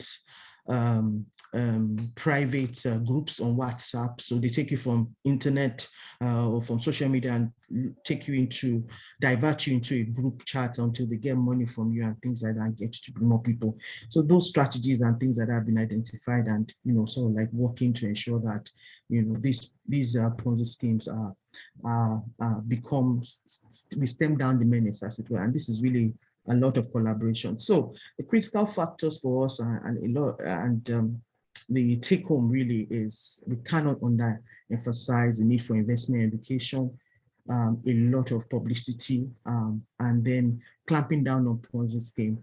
And interestingly, there are programs at the SEC working in collaboration as FMAN to see how we can drive participation in mass retail for collective investment schemes, whether it be in terms of outreaches, distribution, and things like that. So for me, I believe strongly that there's still a lot to be done, and the potential is enormous. I think we would strive to ensure that we drive collective investment schemes as possible as a safe investment option for the unincluded and the included alike. Thank you very much. Thank you, Mrs. Omojoku, for this paper. It's very interesting to note all what the FMAN have been doing. We call on the next panelist. May I invite Mrs. Aitwise Kola Oladejo, Executive Director, Financial Services Innovators, to present her paper on how to deepen the capital market through innovations and financial inclusion. You are welcome, Mrs. Aitwise. Thank you very much, sir. Good morning, everyone. I would like to appreciate the DG of SEC, Mr. Lamido, Executive Commissioner of Operations, every other member of SEC represented here, co-panelists, and the audience for this very interesting session today. I hope you can hear me. Yes. Okay. Yes, madam. Thank you very much. Okay, so I'll be sharing my screen very shortly.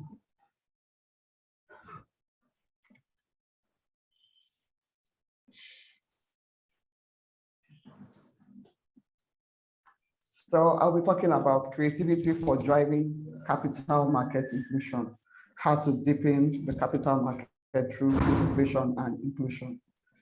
A lot has been said already, and I would like to believe that we all have learned a lot from previous speakers, and I'd like to lend my voice to what has been said as well. I'll give a quick overview. The participants in the capital markets are largely banks and financially literate individuals. We listened to a doctor from the SEC, and he talked about 500,000 people participating in CSCS. It doesn't reflect the entire adult population of 38.1 million that Dr. Spall spoke about this morning. A good number of individuals and institutions in the informal markets do not participate, or if they participate at all, they are participating passively in the capital markets.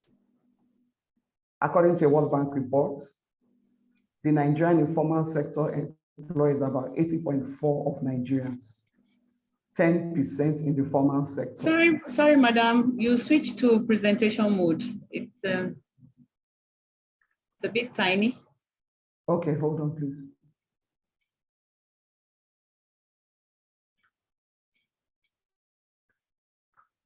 Can you see it now? Yes, it's clearer. Okay, thank you. So, all right. So I was saying, according to a World Bank report, 2021, the Nigerian informal sector employs about 80.4% of Nigerians, 10% in the formal sector. So all of us in the formal sector, banking, financial services, pension, oil and gas, is just 10%, 9.6% in households. This report further stated that 82.1% of these informal workers were women and 78.8% were men. Now, if we look at those in the informal sector, usually they are casual laborers, domestic workers, industrial out workers. There are also companies that have undeclared workers, maybe contract staff that are not covered, and they pay them maybe in cash, or even when they pay them, they are not benefits, they don't know benefits accrue to them. Part-time or temporary workers without secure contracts, worker benefits or social protection. Informal businesses also seek capital from alternative finance markets.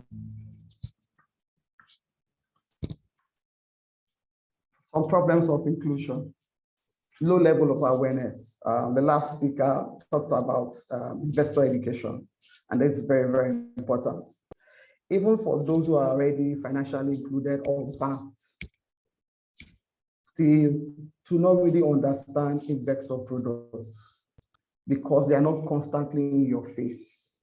I'd like to appreciate SEC first of all for some of the initiatives that they have taken on. The very first one is the DigiStockBroker license that enabled some new models in the market. And so from a mobile app, you can buy shares or buy stocks from the Nigerian Stock Exchange or from New York Stock Exchange or from any exchange. So the DigiStockBroker license catered to stockbrokers, but who were using digital channels. I also believe there are limited products to speak to this diversified market. We talked about the youth population today, and the number of them, invest in shares. We heard that most people are looking at banking shares. Why are they looking at banking shares? They're looking at banking shares because they believe those banks are profitable, and so their monies will not be lost. And that's why many people are looking at banking shares. You also have limited channels. Agents, for instance, the POS agents or the sign-up agents, how many of them actually have investor products that are available at those touch points, customer touch points? Financial illiteracy, I think that is a big problem, financial illiteracy. So if you are not financially illiterate, like the data analyst, the doctor that spoke from SEC said, I would rather I have to eat first and be satisfied before I can invest my money. And actually painted a trajectory from payments to savings. Investment was at the top of the ladder before I can start thinking of investing. But there are people who get money on a daily basis, and they may not require all that money immediately. They can actually put it in a collective scale, just like the president of Fayman spoke about. The regulatory environment, yes, I've commended the SEC, they've done quite a lot. The crowdfunding regulations or guidelines, I think would have assisted a number of people trying to raise money, SMEs trying to raise money from an alternative market, right? The DigiStockBroker license, recently they also released some guidelines around cryptocurrency. So SEC is doing quite a lot, but I still believe that a whole lot more needs to be done for us to achieve the 18% possibly this year. I'll give us some use cases. We all have heard of Ankiba, M-Ankiba, or you will have heard about it. This was germane, in my opinion, where a government-issued bond, Kenya, was sold through a mobile phone. So from a mobile phone, as simple as USSD in 2017, you could actually subscribe to a bond, you could buy a treasury bond. Now, it was a 3-year bond, and the money was as small as $30. I know in Nigeria today, I've heard that their investments, mutual funds, as low as 3,000 naira, as low as 1,000 naira. And of course, they had a coupon rate of 10% and all of that. It also had a tax-free status to attract people to invest in it. So retail investors could open a security account, purchase, pay, receive periodic interest. Amounts invested and trade their securities in the secondary market. So this was well thought out, if you ask me, but there were a few challenges. And so a survey, a post-issue survey was conducted. This bond on offer, the government expected that $10 million would be invested, about 1 billion Kenyan shillings, but they observed that only 2.4 million Kenyan dollars, rather, 247 million Kenyan shillings was raised. Some of the findings from that report showed that, conducted by FSD Africa through a third party, showed that the product was fairly successful because a new range of customers invested, but the uptake was low. Why was it low? One of the reasons it was low was that it appealed mostly to educated persons. This speaks to customer needs. And I think every speaker today has spoken about the needs of the customers. There was poor education on the products. So there was no connection between the people and the product. They also stated that the timing was wrong. It was at the time when savings products was at 7%, and this was 10%. And people felt, I can access my savings on time, so why should I keep my money in this government bond?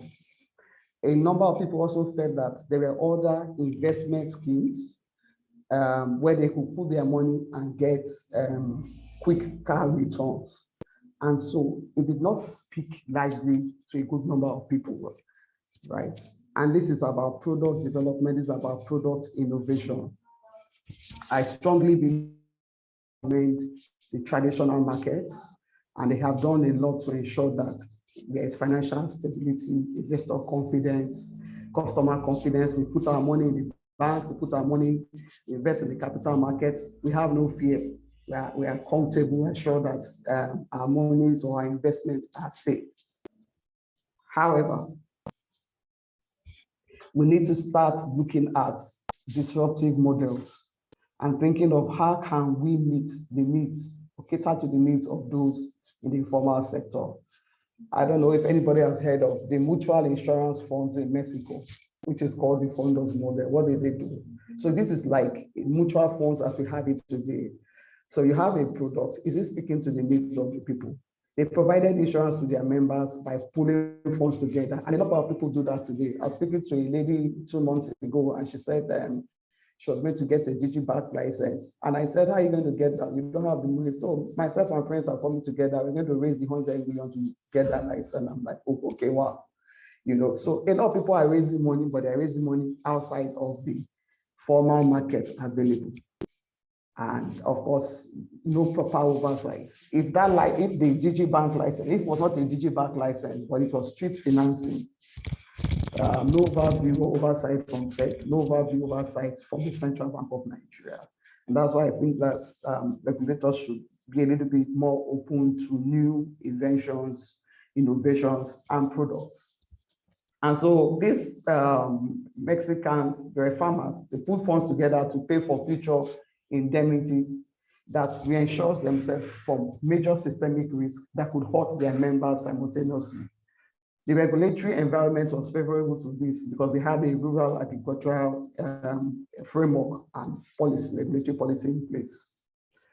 In the space of, I think, 11 years, between 2000 and 2012, they had ensured they had insured rather a total of 9.5 million hectares. That's an average of 865,000 per year of crops, with a total sum of 83 billion and a premium income of this. World Bank currently has advised them on ways to strengthen the risk management framework and scale up the operations. So let me just digress a bit. Just imagine if there is a product that makes people invest money. People always want to invest money. So the notion of people don't want to invest is really not true. But I think the problem really is that people are looking for quicker returns, one, and also, and which may not be realistic, people are also looking for investments that speak to their needs. And this is why I think also that research needs to be conducted to understand the needs of these people. So let's look at this mutual fund, this case study now. These farmers became financially included in the way. They invested in a mutual fund that spoke to their needs. They are farmers, they had crops, they need to insure their crops. So they gave those monies. They were willing to give those monies. If you look at the story clearly and deeply, which is not documented here, but I put the link to the source document, you discover that they were even pulling back funds. They had some social responsibility within their community, something that speaks to the needs of people. When the insurance sector, which is 1% penetration rate in Nigeria, began to divest, create products, save towards your children's education, more people were interested in investing because it was not just a life assurance scheme that, okay, it's when I die, my beneficiaries will have access to the money and all of that. So a lot of research, and unfortunately, with data concerning people in the informal, data concerning people in the formal space, the formal market, it's not really aggregated for us to see their behavior, because that pattern, that behavior would also help to create meaningful products for them. So this is another use case in Italy. The Italian government introduced several complementary initiatives to increase the attractiveness of capital market finance and reduce corporate leverage, especially for smaller firms. SMEs, they fuel the economy of Italy. And so they started looking at how can they provide financing for SMEs. And they sought measures to reduce regulatory burdens, address tax incentives, improve access to trading venues, and incentivize market demand as well. Crowdfunding was created today and regulations built around it because SMEs are looking for alternative ways to raise money or to raise funds. One of the speakers mentioned today that most of the merchants or businesses we have are micro businesses. And because they are micro businesses, they cannot even be thinking of listing, but they also want to grow their business. And they employ people, right? These 80.4% employed, some of them employ these people.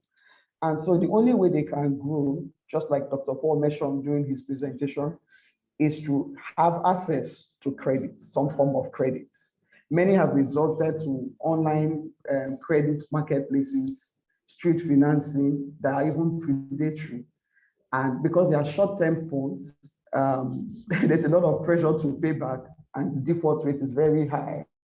And we've seen NIPSDA trying to even sanitize some of these sharp practices of maligning the reputation of some people that have resorted to online marketplaces to access credit. So what did Italy do differently? There was a regulatory regime to extend mini bonds insurance by unlisted companies. So they introduced mini bonds. Only listed companies initially had access to mini bonds, but they also did this. And they made it attractive because they removed legal and tax barriers that penalize unlisted companies. A number of listed companies, maybe their tax evasion, but when they gave them tax incentives, it was incentivized. Many of them were raising money through mini bonds. And of course, that makes the capital market buoyant and more liquid.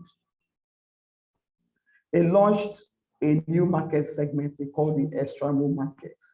It was created specifically for SMEs in 2013, the Estramo Pro platform.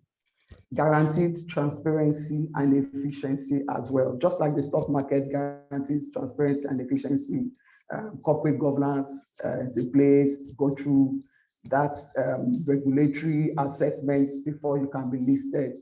Something like this can also be created for the SME markets, meeting them where they are, while being characterized also, you can see, by less stringent and costly admission requirements. Currently, mini bonds are listed on the extra MoPro segment. So these mini bonds for this category, the SMEs, not the large corporations or the PLCs, they created mini bonds for them, and they created a market where they could be listed as well. And so people could trade or could buy their shares or buy their bonds, right? So Bosler International instituted the ELITE program as well to coach SMEs on corporate governance and capital raising. And I think that a lot is being done in that regard. Several institutions, banks, investment providers are trying to coach SMEs on corporate governance. We talk about venture capital. Venture capital does not cater to the informal needs. It doesn't. Because for venture capital, you must have some form of education, be able to put a business plan together and all of that. People in that space don't know how to do those things, those structured things. They need to, and they need a lot of education to help them to be able to do things like that. So on corporate governance and capital raising, this education, right, prepared them for listing on their stock exchange. And so they also established a dedicated market, which they called alternative invested markets with minimum entry requirements. The last thing we can learn from a market in Italy was they created an investment savings plan. I think we have a lot of investment savings plan in Nigeria already. It was introduced by the government in 2016. That offers favorable tax treatments if the subscribers keep their initial investment in the scheme for at least 5 years. So today, people manage their tax through pension, right? Manage their tax through insurance. But how many people even know about this, that you can manage this if you can have some savings in pension, in insurance, or some kind of savings plan or investment plan? We need to start coming up, or the market needs to start coming up with more investment-friendly products. One of the objectives of the investment savings plan also was to channel these funds, so from the supplier side, from individual investors into SMEs, right, which is the demand side, so that at least 70% of these funds have to be invested in Italy-based firms, which at least 30% of that in SMEs. I think that if we think about this deeply, I know a lot is going on in the Nigerian markets, but I also feel that we can do more. So there are informal needs. So we have today informal businesses. The nano, by the Smedjan's definition of a nano business, a business of just 2 persons, and then small businesses require funding. But the capital market does not cater to their needs today, right? And this is why there has to be products that are tailored to their needs. So we'll speak about that very shortly. And many of them seek funds from alternative financing markets. The Esusu has been popular and is still popular. People have tried to digitize the Esusu. And yes, I'd like to commend SEC also for clamping down on Ponzi schemes, because a lot of people are looking for, oh, I want to create wealth for myself. I need money to do stuff. Okay, let me put it in this investment. It's going to yield this without proper education, without being financially literate. Many have also gotten their fingers burnt. And then there you have informal investors, individuals working for even these informal businesses. They need products best suited to them. So just imagine a daily worker who has 6 children, and he works in one of the traders in the market. He has to fend for his family. Salary is not enough, And so many of them have a side hustle that they do. And of course, to grow their business, they need credit to grow that business. A collaborative effort of everybody, private and public sector and regulators, is important to create that platform for them to be able to thrive. The open innovation framework is what I'm proposing here that can drive this. Regulatory support for new business models. There are a number of new business models springing out in the market, and you can never know them until we open the regulators and the market, the existing incumbent players open to receive that. If you take a cue from banking, for instance, you can see the fintech or even the challenger banks. The president of FinMan spoke about that recently. A number of fintechs, some are even offering accounts with no transaction fees. Maybe after the 10 or 15 transactions, that's when you pay some charges. Somebody also mentioned today, one of the speakers, that you and I, if you charge me 100 naira for a transaction, 50 naira for a transaction, we may not feel it, but there are people constantly looking at their balance. A deduction of 20 naira means a lot to them. And so if there are no products that speak to them, we'll still be struggling in getting them included. There has to be a research on customer needs. There has to be, somebody has to conduct that research. We already know the problems. We already know that women, research has shown that women pay back their loans. Are there investment-friendly products for women, for instance, that speak to their needs, that will make the market woman who will have bought a lace or bought gold to invest that money for the future or for a period of time? So we need to do some research on customer needs is required. Financial literacy has to be part of our everyday life. Once financial literacy is part of our everyday life, so as we wake up every morning, many of us take our phones and we look at WhatsApp. That's just how financial literacy has to be part of the everyday life of every Nigerian if we're going to see people change habits, start saving, start investing. We have to have these financial literacy programs. Collaboration with informal groups. At times when we speak to structure, there's reason why they cannot fit in, but they have some form of structure within their cooperatives. So how are we looking at those cooperatives and trying to understand the needs of the individuals, not necessarily the needs of the cooperative itself as a body, because that is almost may call some of them a formal body, to understand the behavioral patterns of these people and what their emotional touch points are. I heard a story, we thought it has a school of business, and I like to share it every time. There was a community that had no water. The people travel as far to a stream, the women, to fetch water. And so some people went there and they sunk a borehole in that community, but the borehole was not appreciated. And they were wondering why. But they discovered that the borehole solved one problem, water. But the major thing they enjoyed in the stream, the social gathering, the meeting and chatting and all of that was taken away from them. And that's why they did not appreciate the borehole. So in even creating products for this market segment, segmenting the market and creating products for them, we need to know their touch points. We need to know their emotional connection points. Somebody talked about Islamic finance earlier on the day. All of those things are important.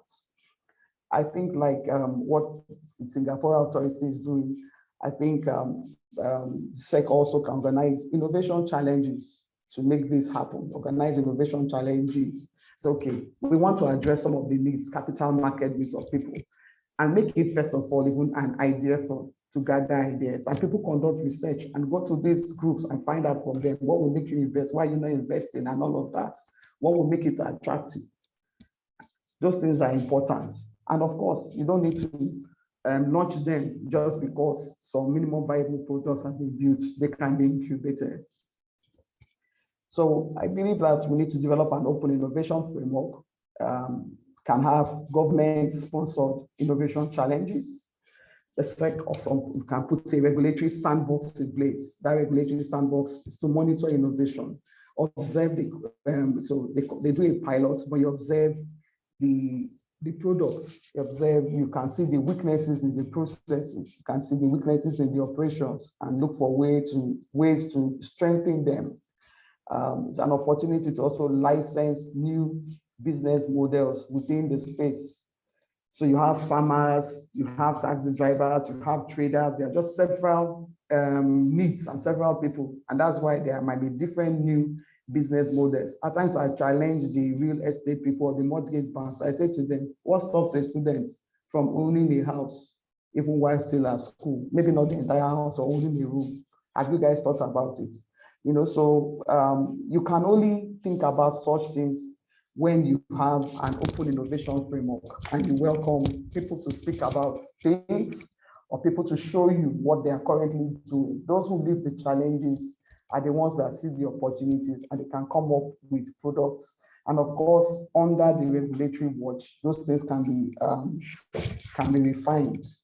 And so a lot of collaboration is required, and also, of course, collaboration with idea incubators. Thank you. Thank you. Thank you very much. Thank you, Madam. Likewise, thank you very much for this wonderful paper.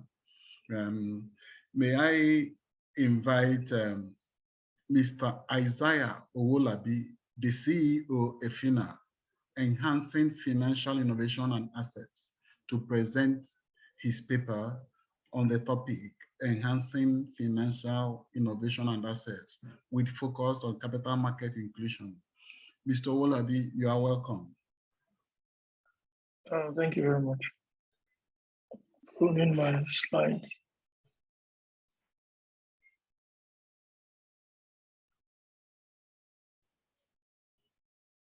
Can you see my slide? Yes, we can see it. Okay. I'm trying to turn on my video.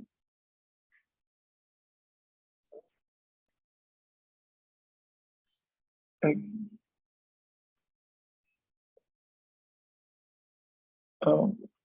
I'm trying to.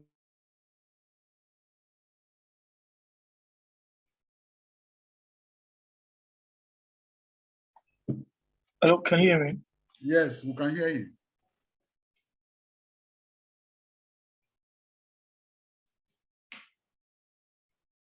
Go on, go on.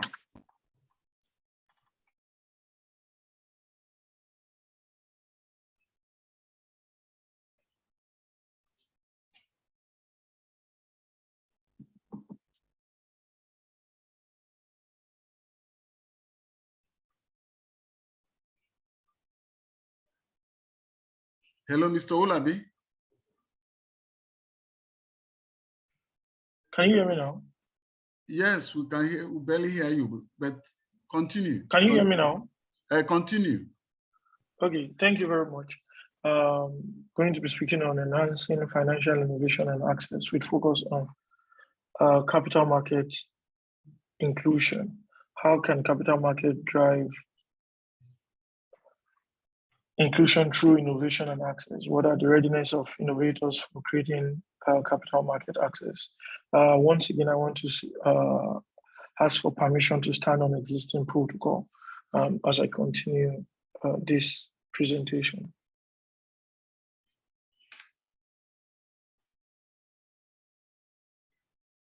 Well, as I continue, I'd like to speak about EFINA and what we've been doing since 2008. EFINA is a financial sector deepening organization established in 2007. And over the years, we've mobilized over $24 million to accelerate the impact of financial and economic inclusion intervention in Nigeria. I initially started with the DFID or FCDO funds, and since 2009, been funded by the Gate Foundation.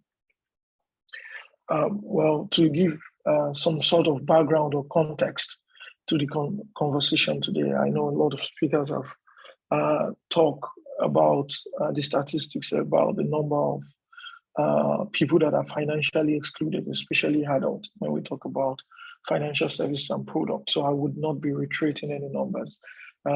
Thankfully, a lot of the numbers were from the EFINA Access to Financial Inclusion survey. But we all know what a well-functioning capital market can do in support of inclusive economic growth. And we also realized that the COVID-19 pandemic definitely put a spotlight on the importance of diversity in building sustainable capital market. However, we need to rethink ways on how we are integrating innovation and driving access in terms of capital market inclusion. And to achieve this, there's a need to achieve investor diversity to create resilient capital market, particularly in emerging economies like Nigeria.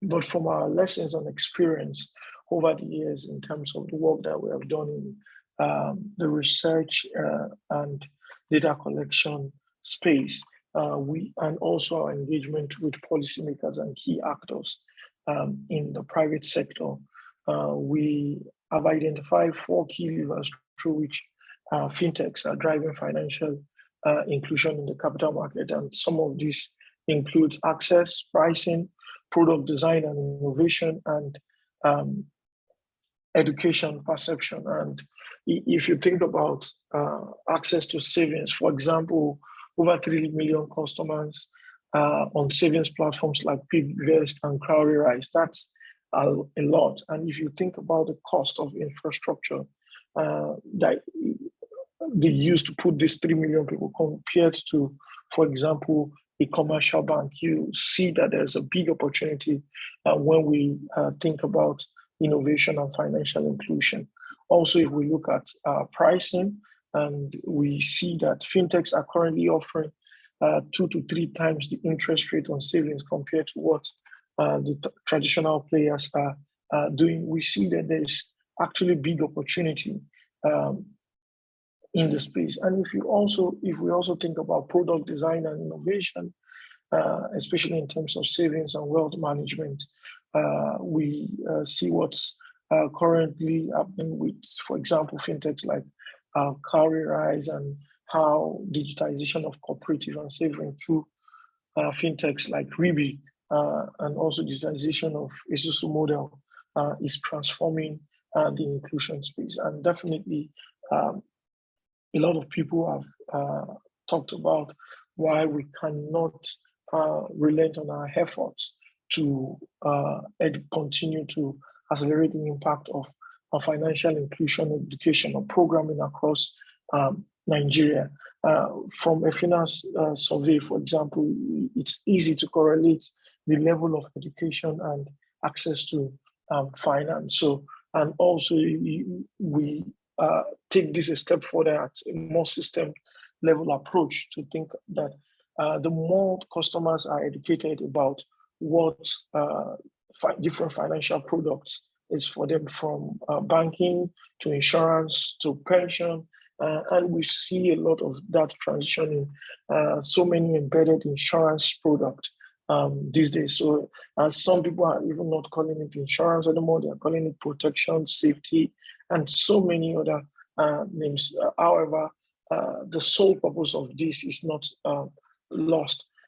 If we start to think about the readiness of innovators for creating capital market access, the evidence is there. It's all around us. It's over the years, especially in recent times, we look at what we have in the last 2 years compared to what we have in the last 5 years, compared to what we have in the last 10 years.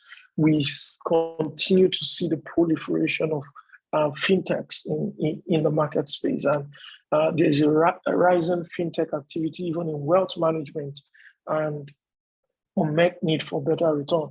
One of the speakers earlier mentioned that, yeah, people are definitely willing to invest. They might not be as knowledgeable on what to invest in or how to invest. And like was earlier mentioned, the SEC is doing a very great job in clamping down on Ponzi schemes and terrible products in the market that are promising almost 100% returns overnight.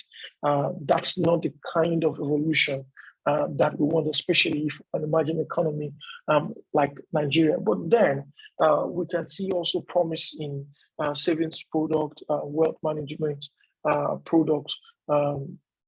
So, for example, over 240 billion naira has been paid to customers in 2021.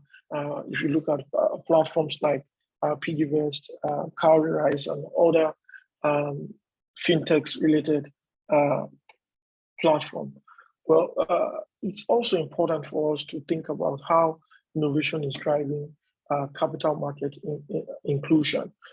Definitely from a regulator's perspective, the SEC is also doing a lot. We saw that in recent time also to respond to this growth within the fintech space or the innovation space. The SEC actually launched the FinUp actually to provide some sort of service both internally and also advisory for fintech innovators within the space. And we see how, for example, customer value, access, and convenience, that's very, very obvious. And that's somewhat been the undertone of a lot of conversations that we have had, or discussion and presentation that we have had today. And this is what is definitely driving the increased fintech usage over the past 6 months. A lot of people are now thinking they want to probably stay in their room and be able to do almost all of their transactions, do all of their savings, process their health insurance, their claims, and everything like that. So that evolution is very, very important. And for us to be able to also crystallize that, it's important that also regulators across different spectrum are engaging with each other so that there is no bottleneck of having to do this with this person or clear this with that person or with that regulator in this case. We could also see that the patronage of fintechs also revealed that there's increased trust in fintech in Nigeria. So, and we can see the relationship with agents, better experience and accessibility, pricing and transparency, and ease of money withdrawal. This is definitely very evident. If we also think about innovation in the wealth management space and how data and statistics is showing us that this definitely, what we're seeing today is definitely not the promise. It's definitely, there's data that is showing that this will definitely grow. Payments are becoming more seamless, more customers have control over their money, and they will start to look for higher returns, definitely. So we there's a need to close this gap. And innovators through different programs, from small programs like hackathons to regulators having to consider innovation hubs or to have innovation leads, are responding to this potential promise. And if we also think about the opportunities of robust advisory, helping to make investment decisions, an alternative investment platform, for example, real estate and SME financing, this definitely presents huge opportunities. But when opportunity comes, it also comes with huge responsibility, both from the operator end and the regulators end. So we definitely have to be very much aware of this. Though recent defaults and delay in payout, as mentioned earlier by crowdfunding platform, particularly in the agricultural space, has definitely raised concerns about the stability of the space. And we will continue to have challenges. But what we need to do is to be able to use data to inform best practice on how we will respond to these challenges. Some of the opportunities or innovations that would even come up in the future, we do not understand fully what the challenges they would come with, but it's important that we are learning from societies, either in the developed world or the emerging economy that have gone ahead of us to experience some of this innovation, to be able to prepare response or predict response for this challenge. It's also important to know that trust remains a critical factor in driving financial inclusion. Definitely, that means that the safety and stability of mass market investment platform is critical to increasing financial inclusion. And definitely, lastly, I would like to say that if we start to think about how capital market drive inclusion through innovation and access, we definitely need to think about market cost, product diversity, investor education, and technology enablement and strategic partnership.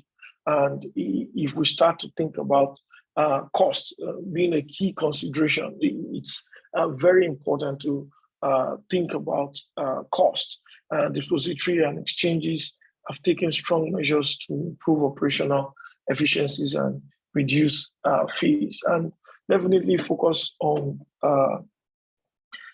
how the effort of infrastructure providers in promoting financial literacy and investor education. But financial literacy cannot just be a single event or something that happens in Financial Literacy Week. We have to sustain the effort, and we also have to connect financial literacy activity to market opportunities.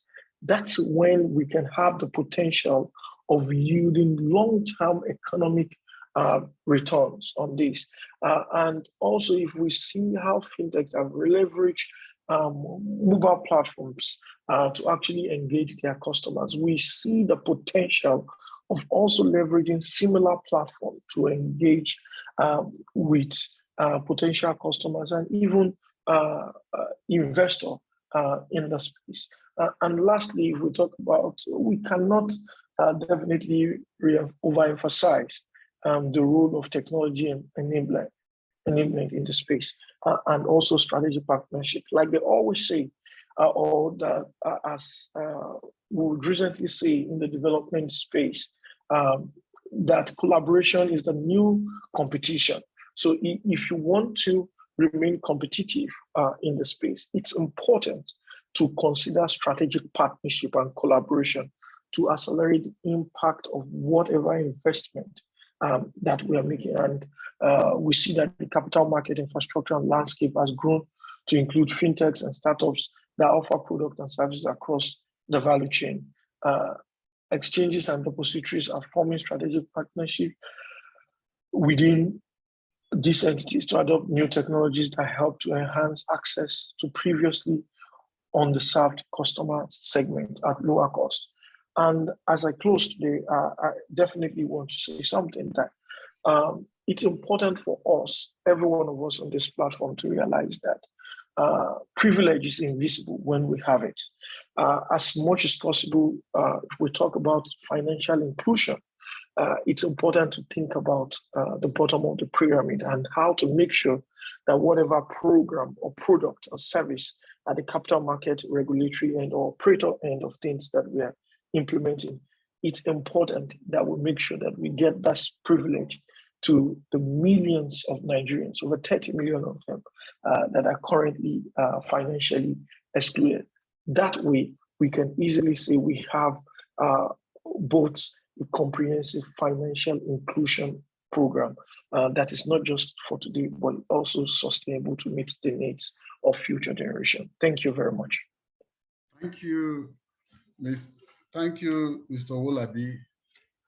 Thank you very much. At this juncture, I would like to ask a few questions, a question for clarification from the lead discussant. Then we will be able to give the participants or look at the questions that are on the dashboard to be able to address them. Yeah, Dr. Paul Olibe, I want to, from your presentation, we looked at the implementation, financial inclusion implementation journey so far, and you made mention of the barriers of a lack of income, cumbersome requirement, high cost of services for all the challenges. But I want to find out from you, what is your own assessment of the impact of the financial inclusion in Nigeria economy as at date? What holds for Nigeria today? Okay, thank you very much.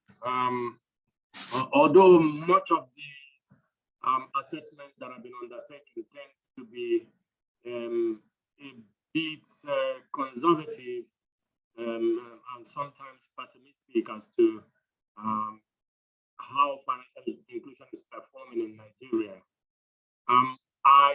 and sometimes figures are bandied about in terms of 97%, 80%, and all of that in relation to comparatively with other countries.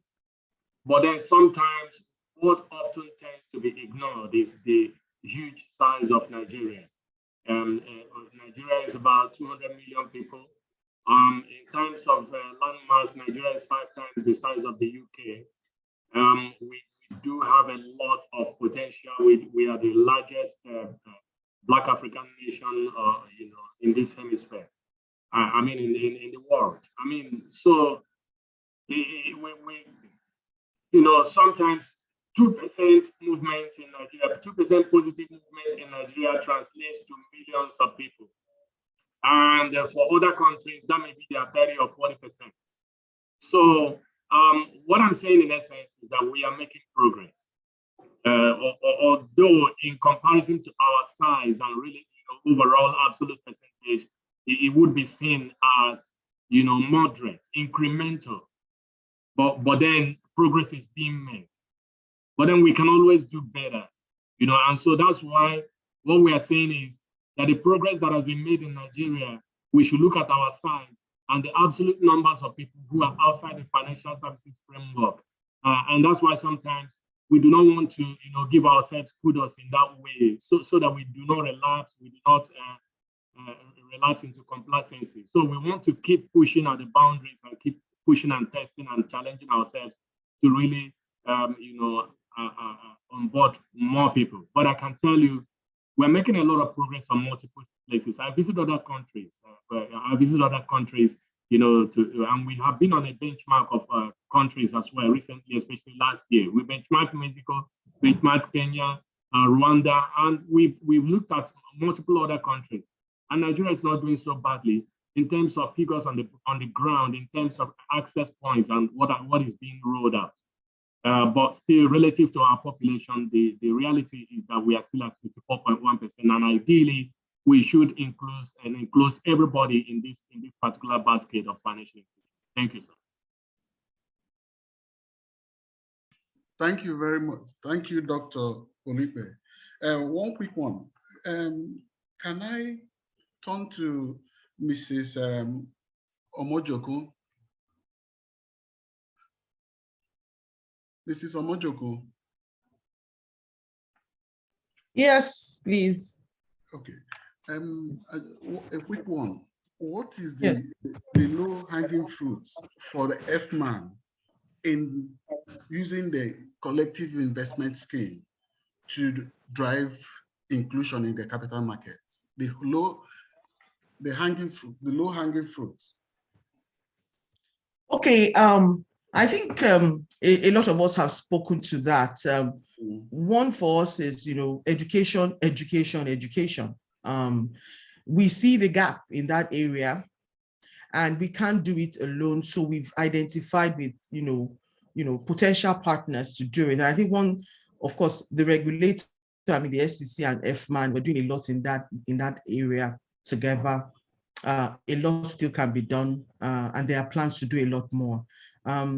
But another thing is to look at, external, parties to collaborate with. One that came to mind were the likes of SANEF and, those that actually engage these unbanked or underbanked, individuals, as it were, to see how, whether it be SEC, whether it be FMAN, how to use such agents network to reach the unbanked directly.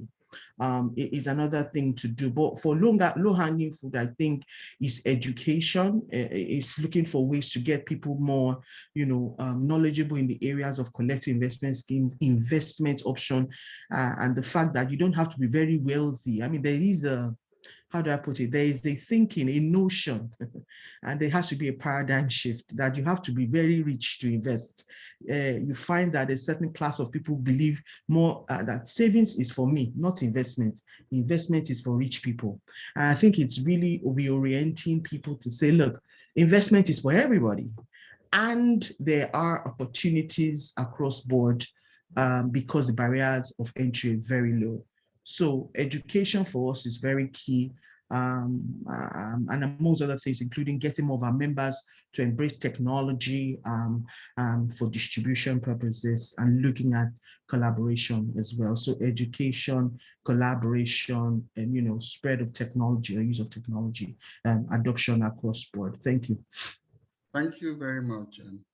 Thank you very much. Yes, the MC, Mrs. Farouk. Yes, sir. Can we read out the questions from the participants? Okay. Thank you very much. Right. I took note of some questions that are very critical to this symposium, and I would like to even thank the participants. What it shows is that the message has been passed, and we all seem to understand all that is going on in this space of financial inclusion, particularly from the capital market perspective.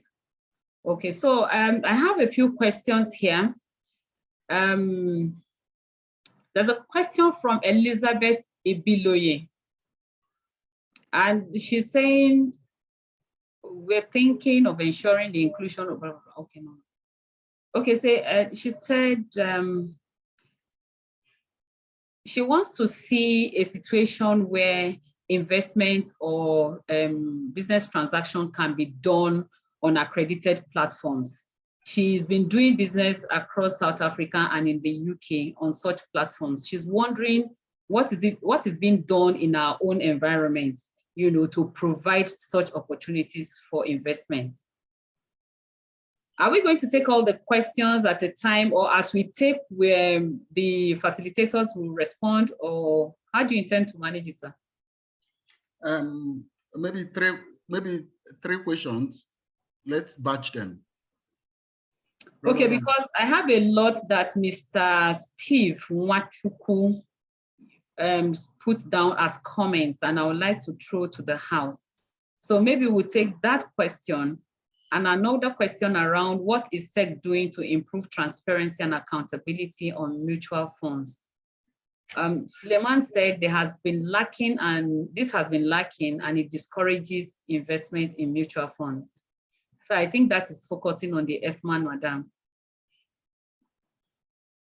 Then there's a question from in-house, from amongst us here, around risk management from Grace Abioye. And her question still is for the FMAN, madam, that investors have suffered large losses as a result of the fund managers' inadequate market or credit risk management. And that if yes, what has been done to remedy this problem or to ensure that such failures don't occur again? Okay. At least we have 3 now.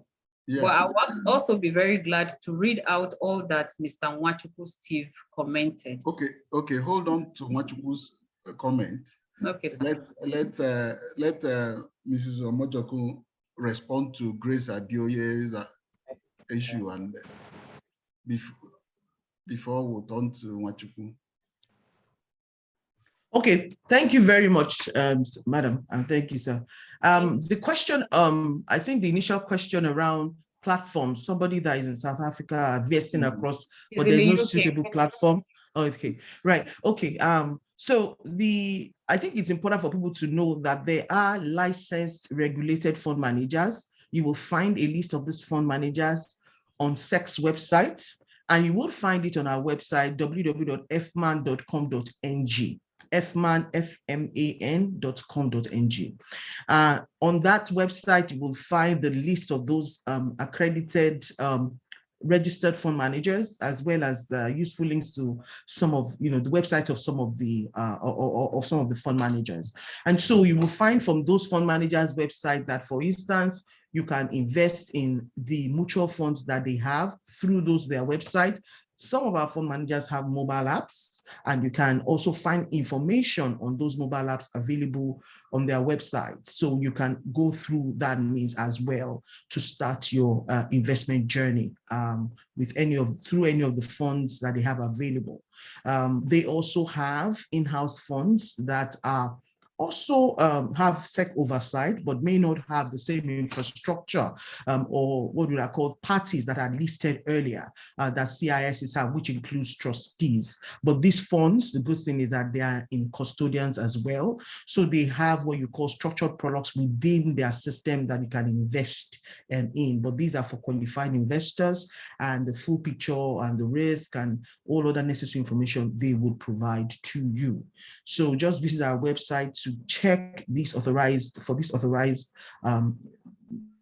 fund managers. Go to SEC's website and do a double check, and go ahead and reach out through the links provided on our website to these organizations or these fund managers. On the question around credit risk, if we do credit risk before we invest so that clients don't lose money again, from the list I had shared, there was for the presentation, you would see that we had the likes of fixed income funds or bond funds, we had equity funds, and I was very emphatic when I stated that investing in these products depends on your risk objective, your risk profile, your investment objective, your time horizon. If you invested in a product that has volatile asset classes like bonds or equities, these are volatile asset classes, and you will find that if your investment objective is if your investment time horizon is short, then you don't put those kind of monies in those vehicles. Rather, funds that have for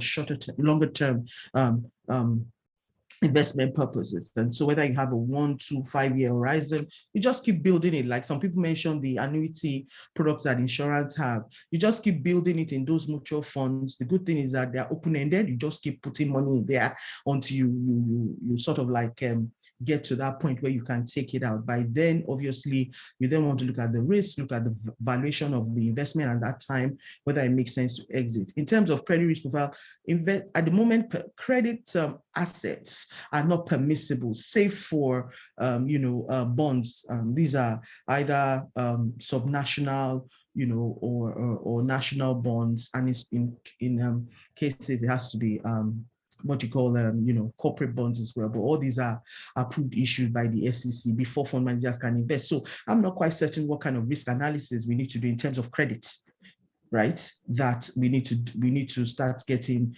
to do before investments can be done. So if it is that you went to give your money to someone that's offering you double digits or 20% or 5% flat, or money lenders that collect money from people and give them a spread, those are risky, whatever, and they are not permissible. They are not within the purview of fund managers to invest in. So we want to ask at this point for people that have sort of those kind of opportunities being sold to them to be very careful and very cautious before. Okay, there's a question that is popping up on that, saying that the question is if investors have suffered large losses as a result of fund managers' inadequate market or credit risk management. If yes, what's the remedy to the problem? So it still emphasizes, goes back to the question the point I was making, that the permissible asset classes that we have is such that you may get it wrong if you got into those assets, right, and had a shorter time horizon than you were supposed to have to be invested in those funds.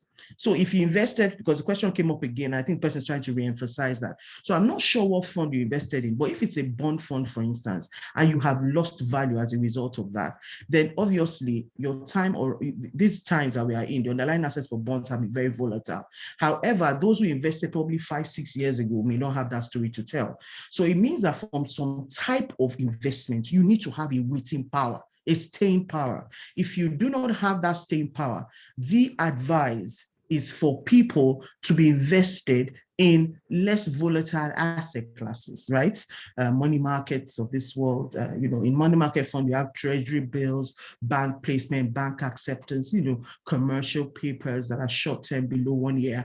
It's safer for you to go in there. But when you put your monies in asset classes that you should have a longer term horizon in, but you rather have a short term, you will be hit by those short-term volatilities.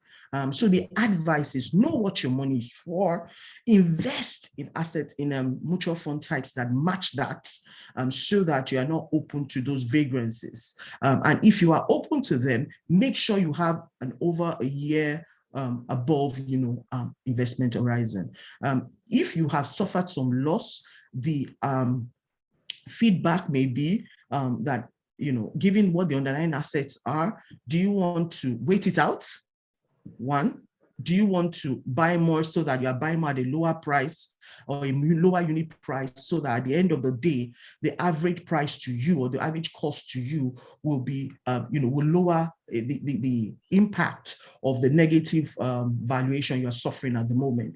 That's another decision you want to look at. Or you are someone that just, this money was never supposed to be there in the first place.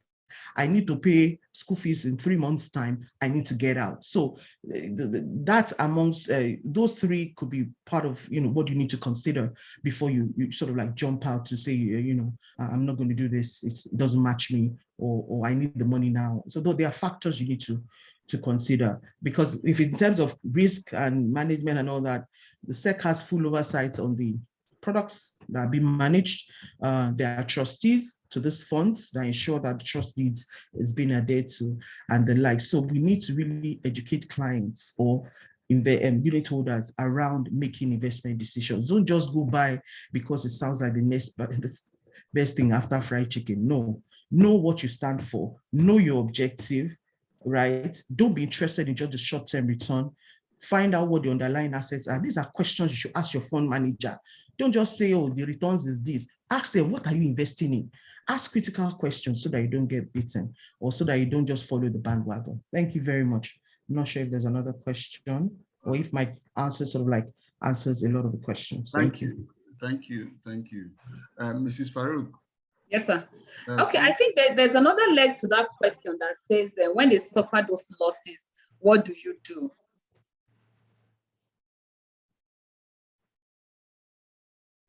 Okay. Madam Ekman, yes. Yes, I'd sort of like put three options on the table. Yes. You either wait, you can wait it out, right? Because as it is, fund managers have two legs of income. One, incentive. Two, management. They don't earn incentive if, for instance, you are not showing performance over and above a benchmark. So even to the fund manager, no income, right?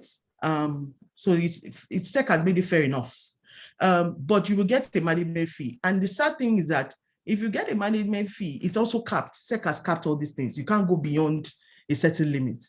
And if you keep suffering as a fund manager, you're not managing it, and the funds are sort of the valuation is going down, the asset under management is also obviously the valuation or the portfolio you're managing has gone down in size. Even what you can make management fee wise is also reduced. So the fund manager is actually incentivized by virtue of that this fee structure to do more and do better. Where you as a unit holder has lost value, you can either wait it out because depending on your underlying asset. So for instance, for want of better understanding, you have bought into an equity fund, and the underlying, we have seen what the stock market has done in the last couple of days, right? Ever since NPR was increased, isn't it? You find out that, oh, will you because of that just jump out? Does it mean that these stocks are not fundamentally sound, these companies? Does it mean that they're not doing well? So if you had a short-term horizon, of course, in 2 weeks, 3 weeks, you will be panicking. You want to get out, but wait it out. It's a phase, right? It's a journey. You must have a longer time horizon if you are doing equities or an equity-based mutual fund, right? So that's just the advice. I reiterate it over and over again. Check your investment objective. Check your, be sure your risk profile can carry it, and your time. What time do you have to stay in that investment?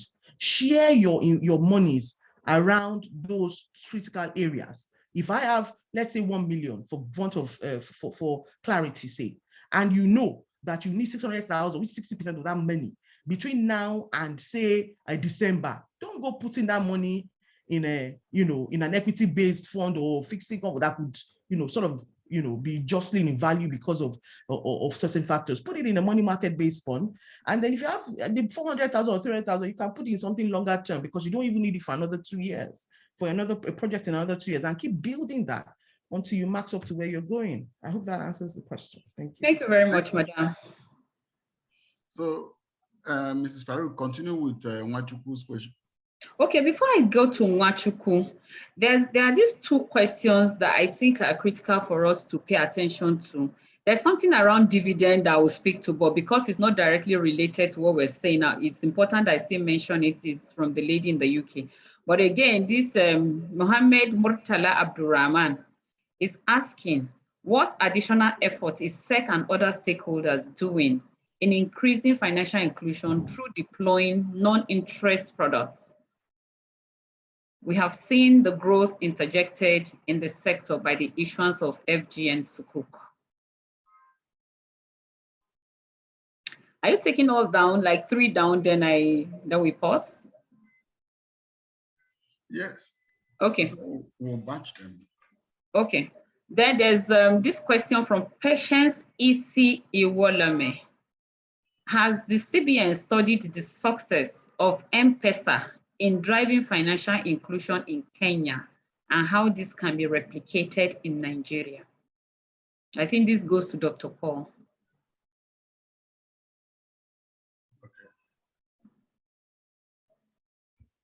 Okay, Dr. Paul. Yes, sir. Okay, can you also have an intervention here? Okay.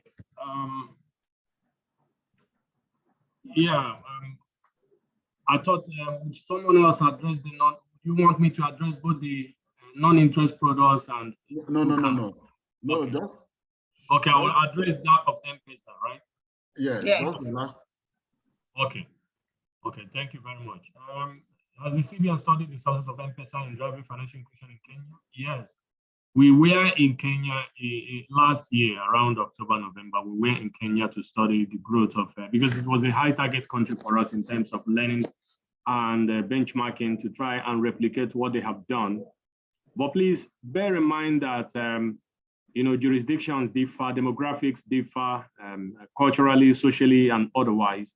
Population-wise as well. Kenya is very different from Nigeria in terms of population size and then landmass and everything. So, but there are similarities. There are a lot of similarities and a lot of complementarities that we have seen. And so, yes, we studied, and there are many learning points that are arising from there. Mobile is very key to driving access to finance in Kenya.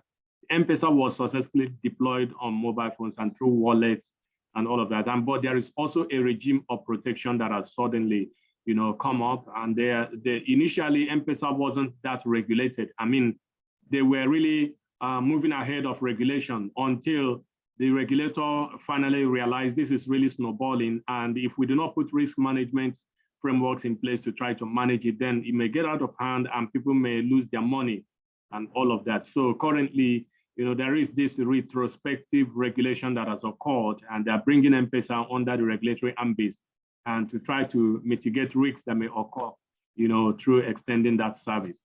In Nigeria, you could notice that there are similarities. There is even the wallet that are being extended. PSBs, payment services banks are gradually getting traction. You could hear about the Momo agents that are, coming up recently. And these are aimed, these are similar to M-Pesa, but what we need to do more is products that are entirely digital, like M-Pesa, products that you could, really roll out entirely digital to try and extend access to finance. And so we are doing that, and we are learning, and currently we have designed a national financial inclusion strategy, which will lead us to 2024, and we are, aiming at a 95% uptake, 95% inclusion by 2024 using leapfrogging methods. And so what you will see in that strategy is kind of articulating a detailed roadmap as to achieve it. And all of the inputs we had from Kenya formed part of what we used to formulate that strategy. Kenya, Mexico, and multiple other countries. So you will be seeing from us when that strategy is communicated. We will launch it very soon. You'll be seeing from us, detailed concepts and approaches that are very structured and coordinated to try and bring on board what Kenya did and how it can really replicate that success in Nigeria. And I would like you to, watch out for that strategy when it comes out, because it answers a whole lot of the questions as to how we utilize some of these approaches. Thank you. Thank you. Thank you, Dr. Paul. Mrs. Farouk? Yes, sir. Yes. So on the issue, the question you are, if somebody asks as to the additional effort SEC and the stakeholders are doing in increasing Yes. financial inclusion through deploying non-interest capital and non-interest products. Yes. The answer to that is that SEC is doing a lot with stakeholders. As at last year, we collaborated with PECOM on the product and on a non-interest product pertaining to pension funds, pertaining to pension. Also, we are looking at advisors, because the stakeholders, we are trying to build the intermediaries first that will be able to bring out all those products. SEC on its own cannot bring the product. That's why we are collaborating with stakeholders to, first of all, build the intermediaries that will be able to push those products. So we are on track on those things. That's the answer. That's the answer response to that question. I can give additional information about what the market is doing on non-interest products. As we speak today, we have over 500 billion outstanding Sukuk bonds issued by the federal government. We have maturities of 2024 that has about 100 billion in outstanding Sukuk 2024 bonds.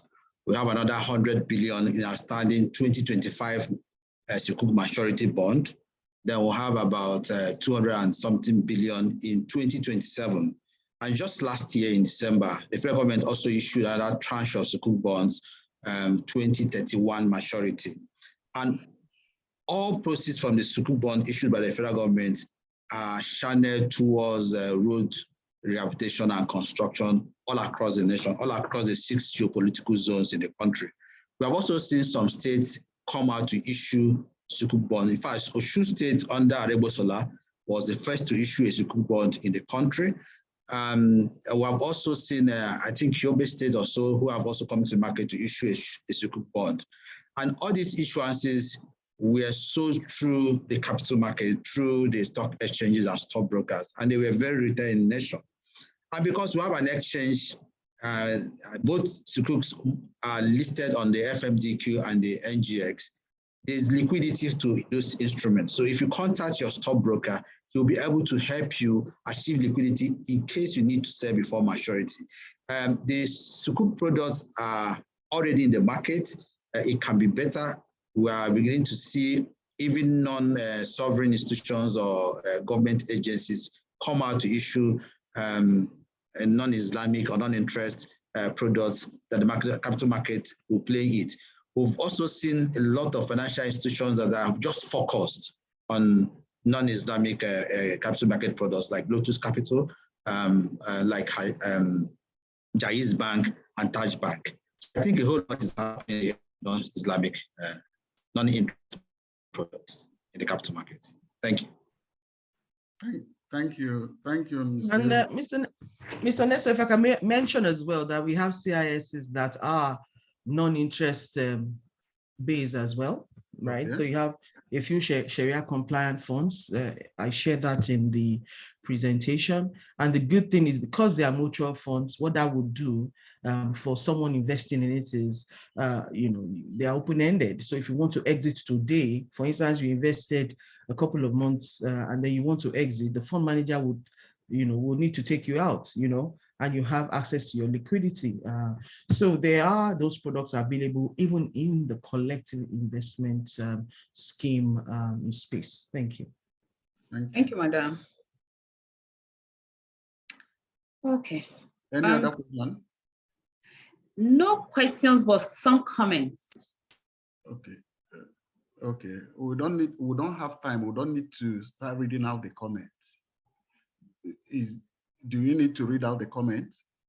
I think it's important because he has taken his time to do very detailed write-up. So okay. Some could be a misconception, some could require clarity from us, so I think it's better we clear them. Okay. Mr. Nwachukwu.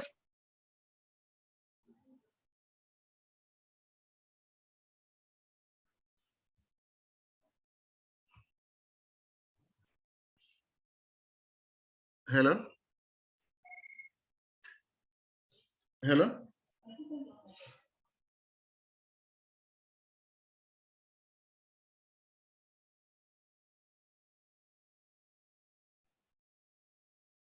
Okay. Mrs. Farouk, are you still there? I think she has a frozen screen. It's a screen freeze. Okay. Let's see what Mr. Nwachukwu has. He says, Mr. Nwachukwu said, first, I want to thank the organizers of this event, and most especially Securities and Exchange Commission, SEC. Capital market inclusion is essential in deepening financial inclusion. Here are some of the questions and contributions. He now started, what is SEC doing around underlisted issues? SEC and other market regulators should work in synergy. Inter-agency collaboration is highly needed for impact-driving results. It says, introduction of technology-driven market by deploying electronic and digital initiative will help deepening capital market participation. Introducing innovative ways of unbundling issues around unclaimed dividends, making easier for shareholders to access their dividends when declared by companies. High cost of transaction in the capital market is a great disservice and responsible for hindering capital market growth. Confidence building within and around the market should be considered as very important for a robust market. Then, introduction of more innovative products, introducing stringent measures to sanction erring market operators. Thanks and best regards. So this is the comment from one of the participants, Nwachukwu. So,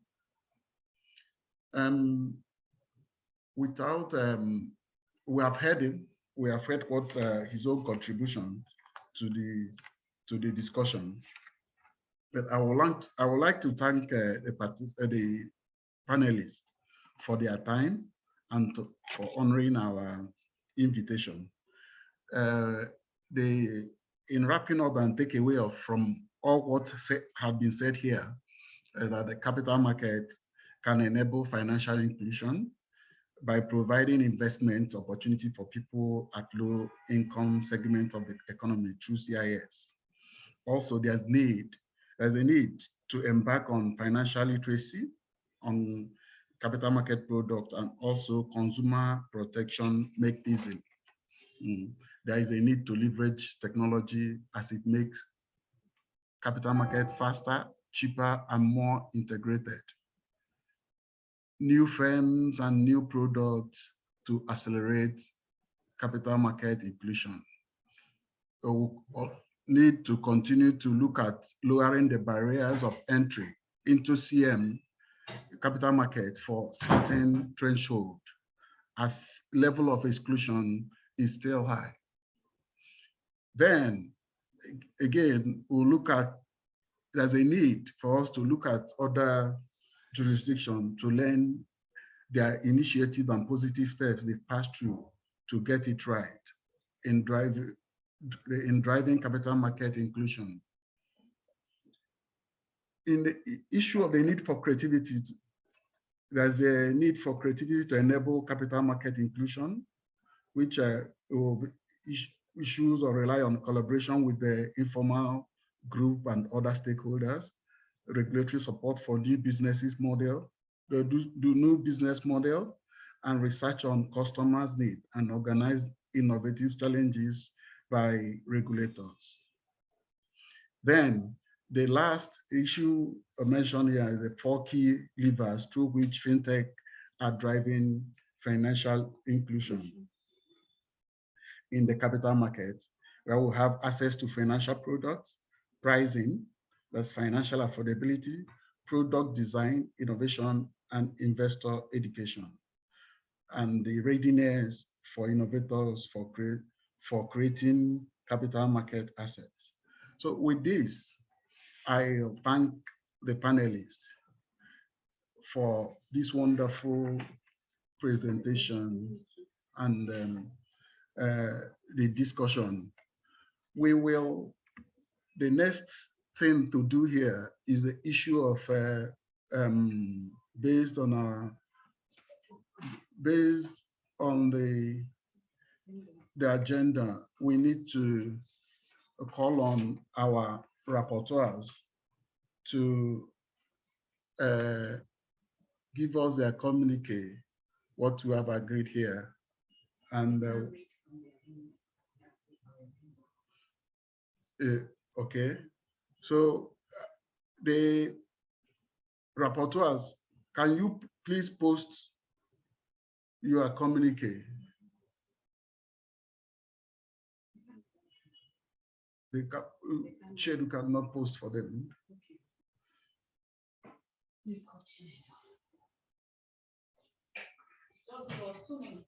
Sorry, just give us a minute. Mrs. Obi?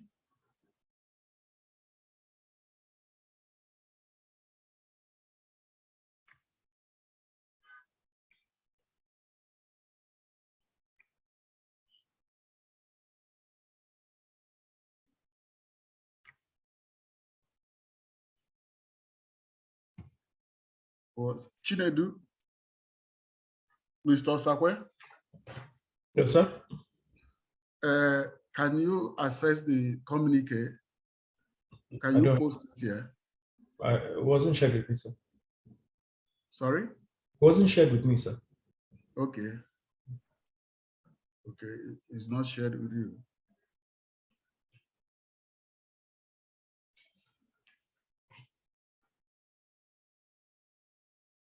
Okay.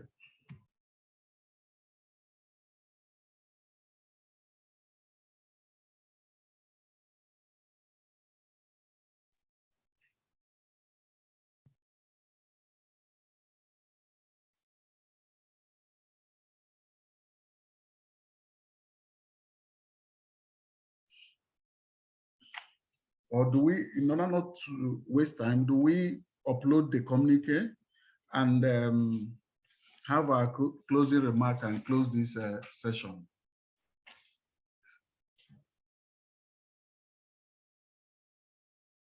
Is Tunde Kamali on this call?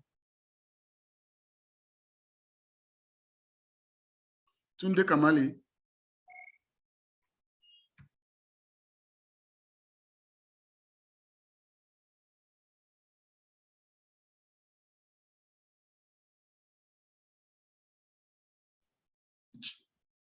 Mr. Sakwe?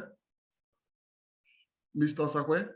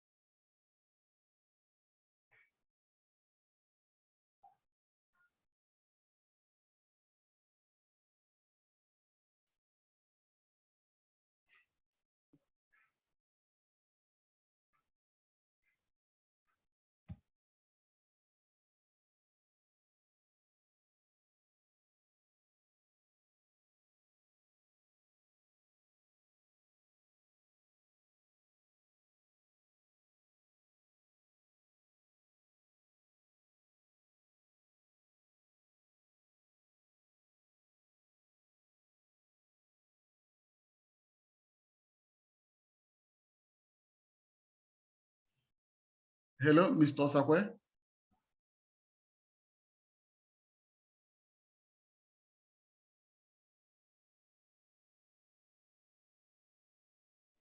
Yes, I'm promoting Ngozi to become panelist so that she can share their report.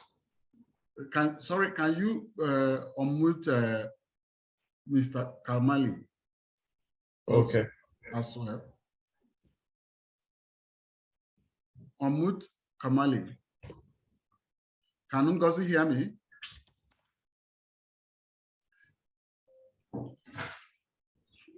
He has unmuted.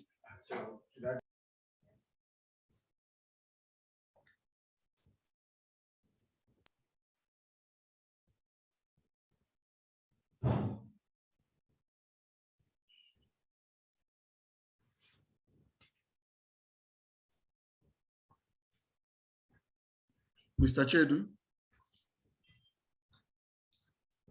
Mr. Chedu. Yes, Asha, he has been allowed to speak, so he can just unmute his mic. Mr. Kamali can unmute his mic and speak. Okay.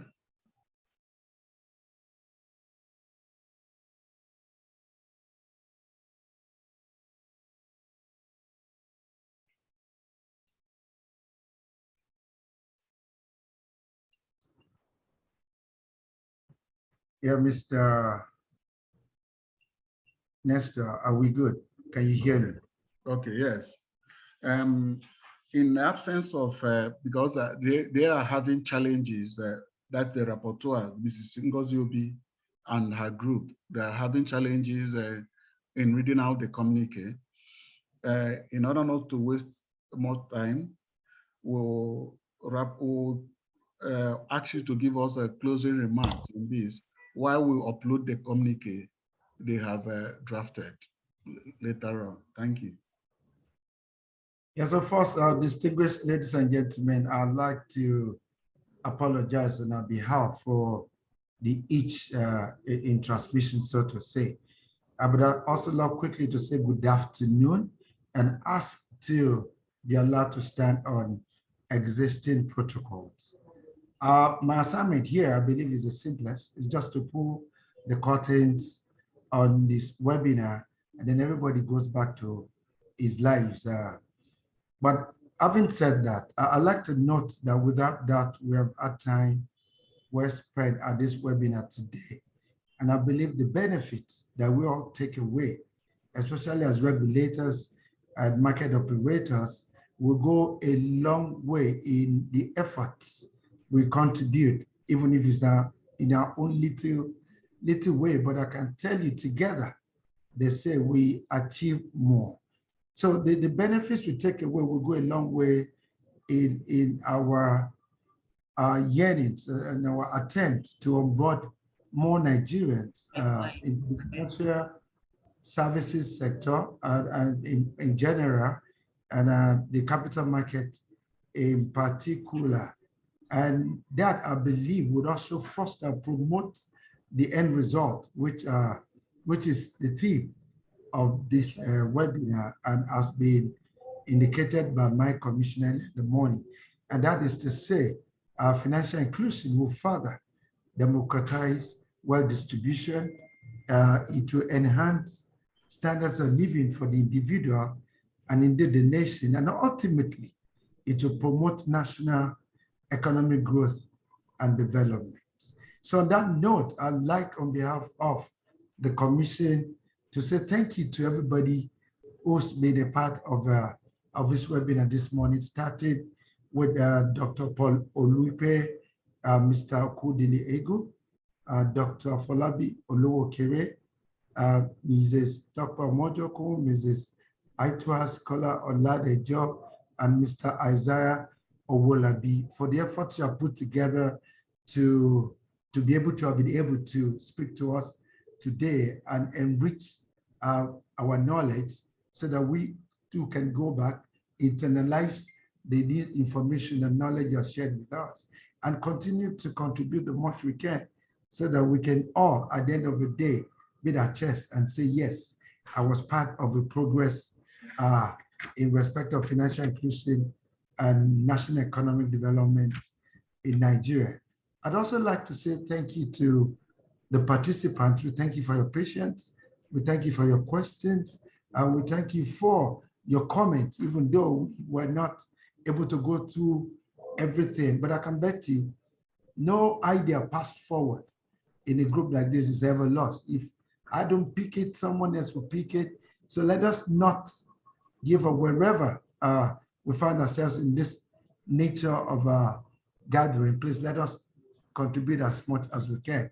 And we thank you for making this a very successful program. Finally, like I stated earlier, together we achieve more. The regulators cannot do this alone. It's a collective responsibility, which we all must contribute to, because at the end of the day, all we're working towards is to promote the financial fortune of both the individual investor, of the firm, even of the regulators, and indeed, at the end of the day, of the nation Nigeria will call our own. So on that note, ladies and gentlemen, we thank you very much, and we wish you well in your future endeavors. We hope to see you again next time. Thank you, and do have a great day. Bye-bye. Bye-bye. Thank you very much. Thank you, Tunde. Thank you, and God bless you.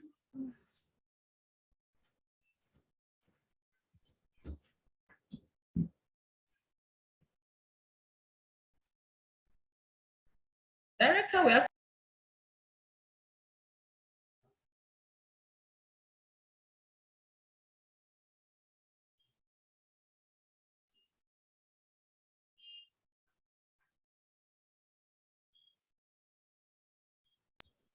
Hello, Director, can you hear me? Yes. Okay, so I think we're ready. Our job is even made a lot easier, but we must apologize for this technology issue. Sorry. We just need to upload it. There's no problem. Okay, so we'll just upload. That's fine. Yes, right. Thank you very much. Thank you very much. Right. Thank you. Right.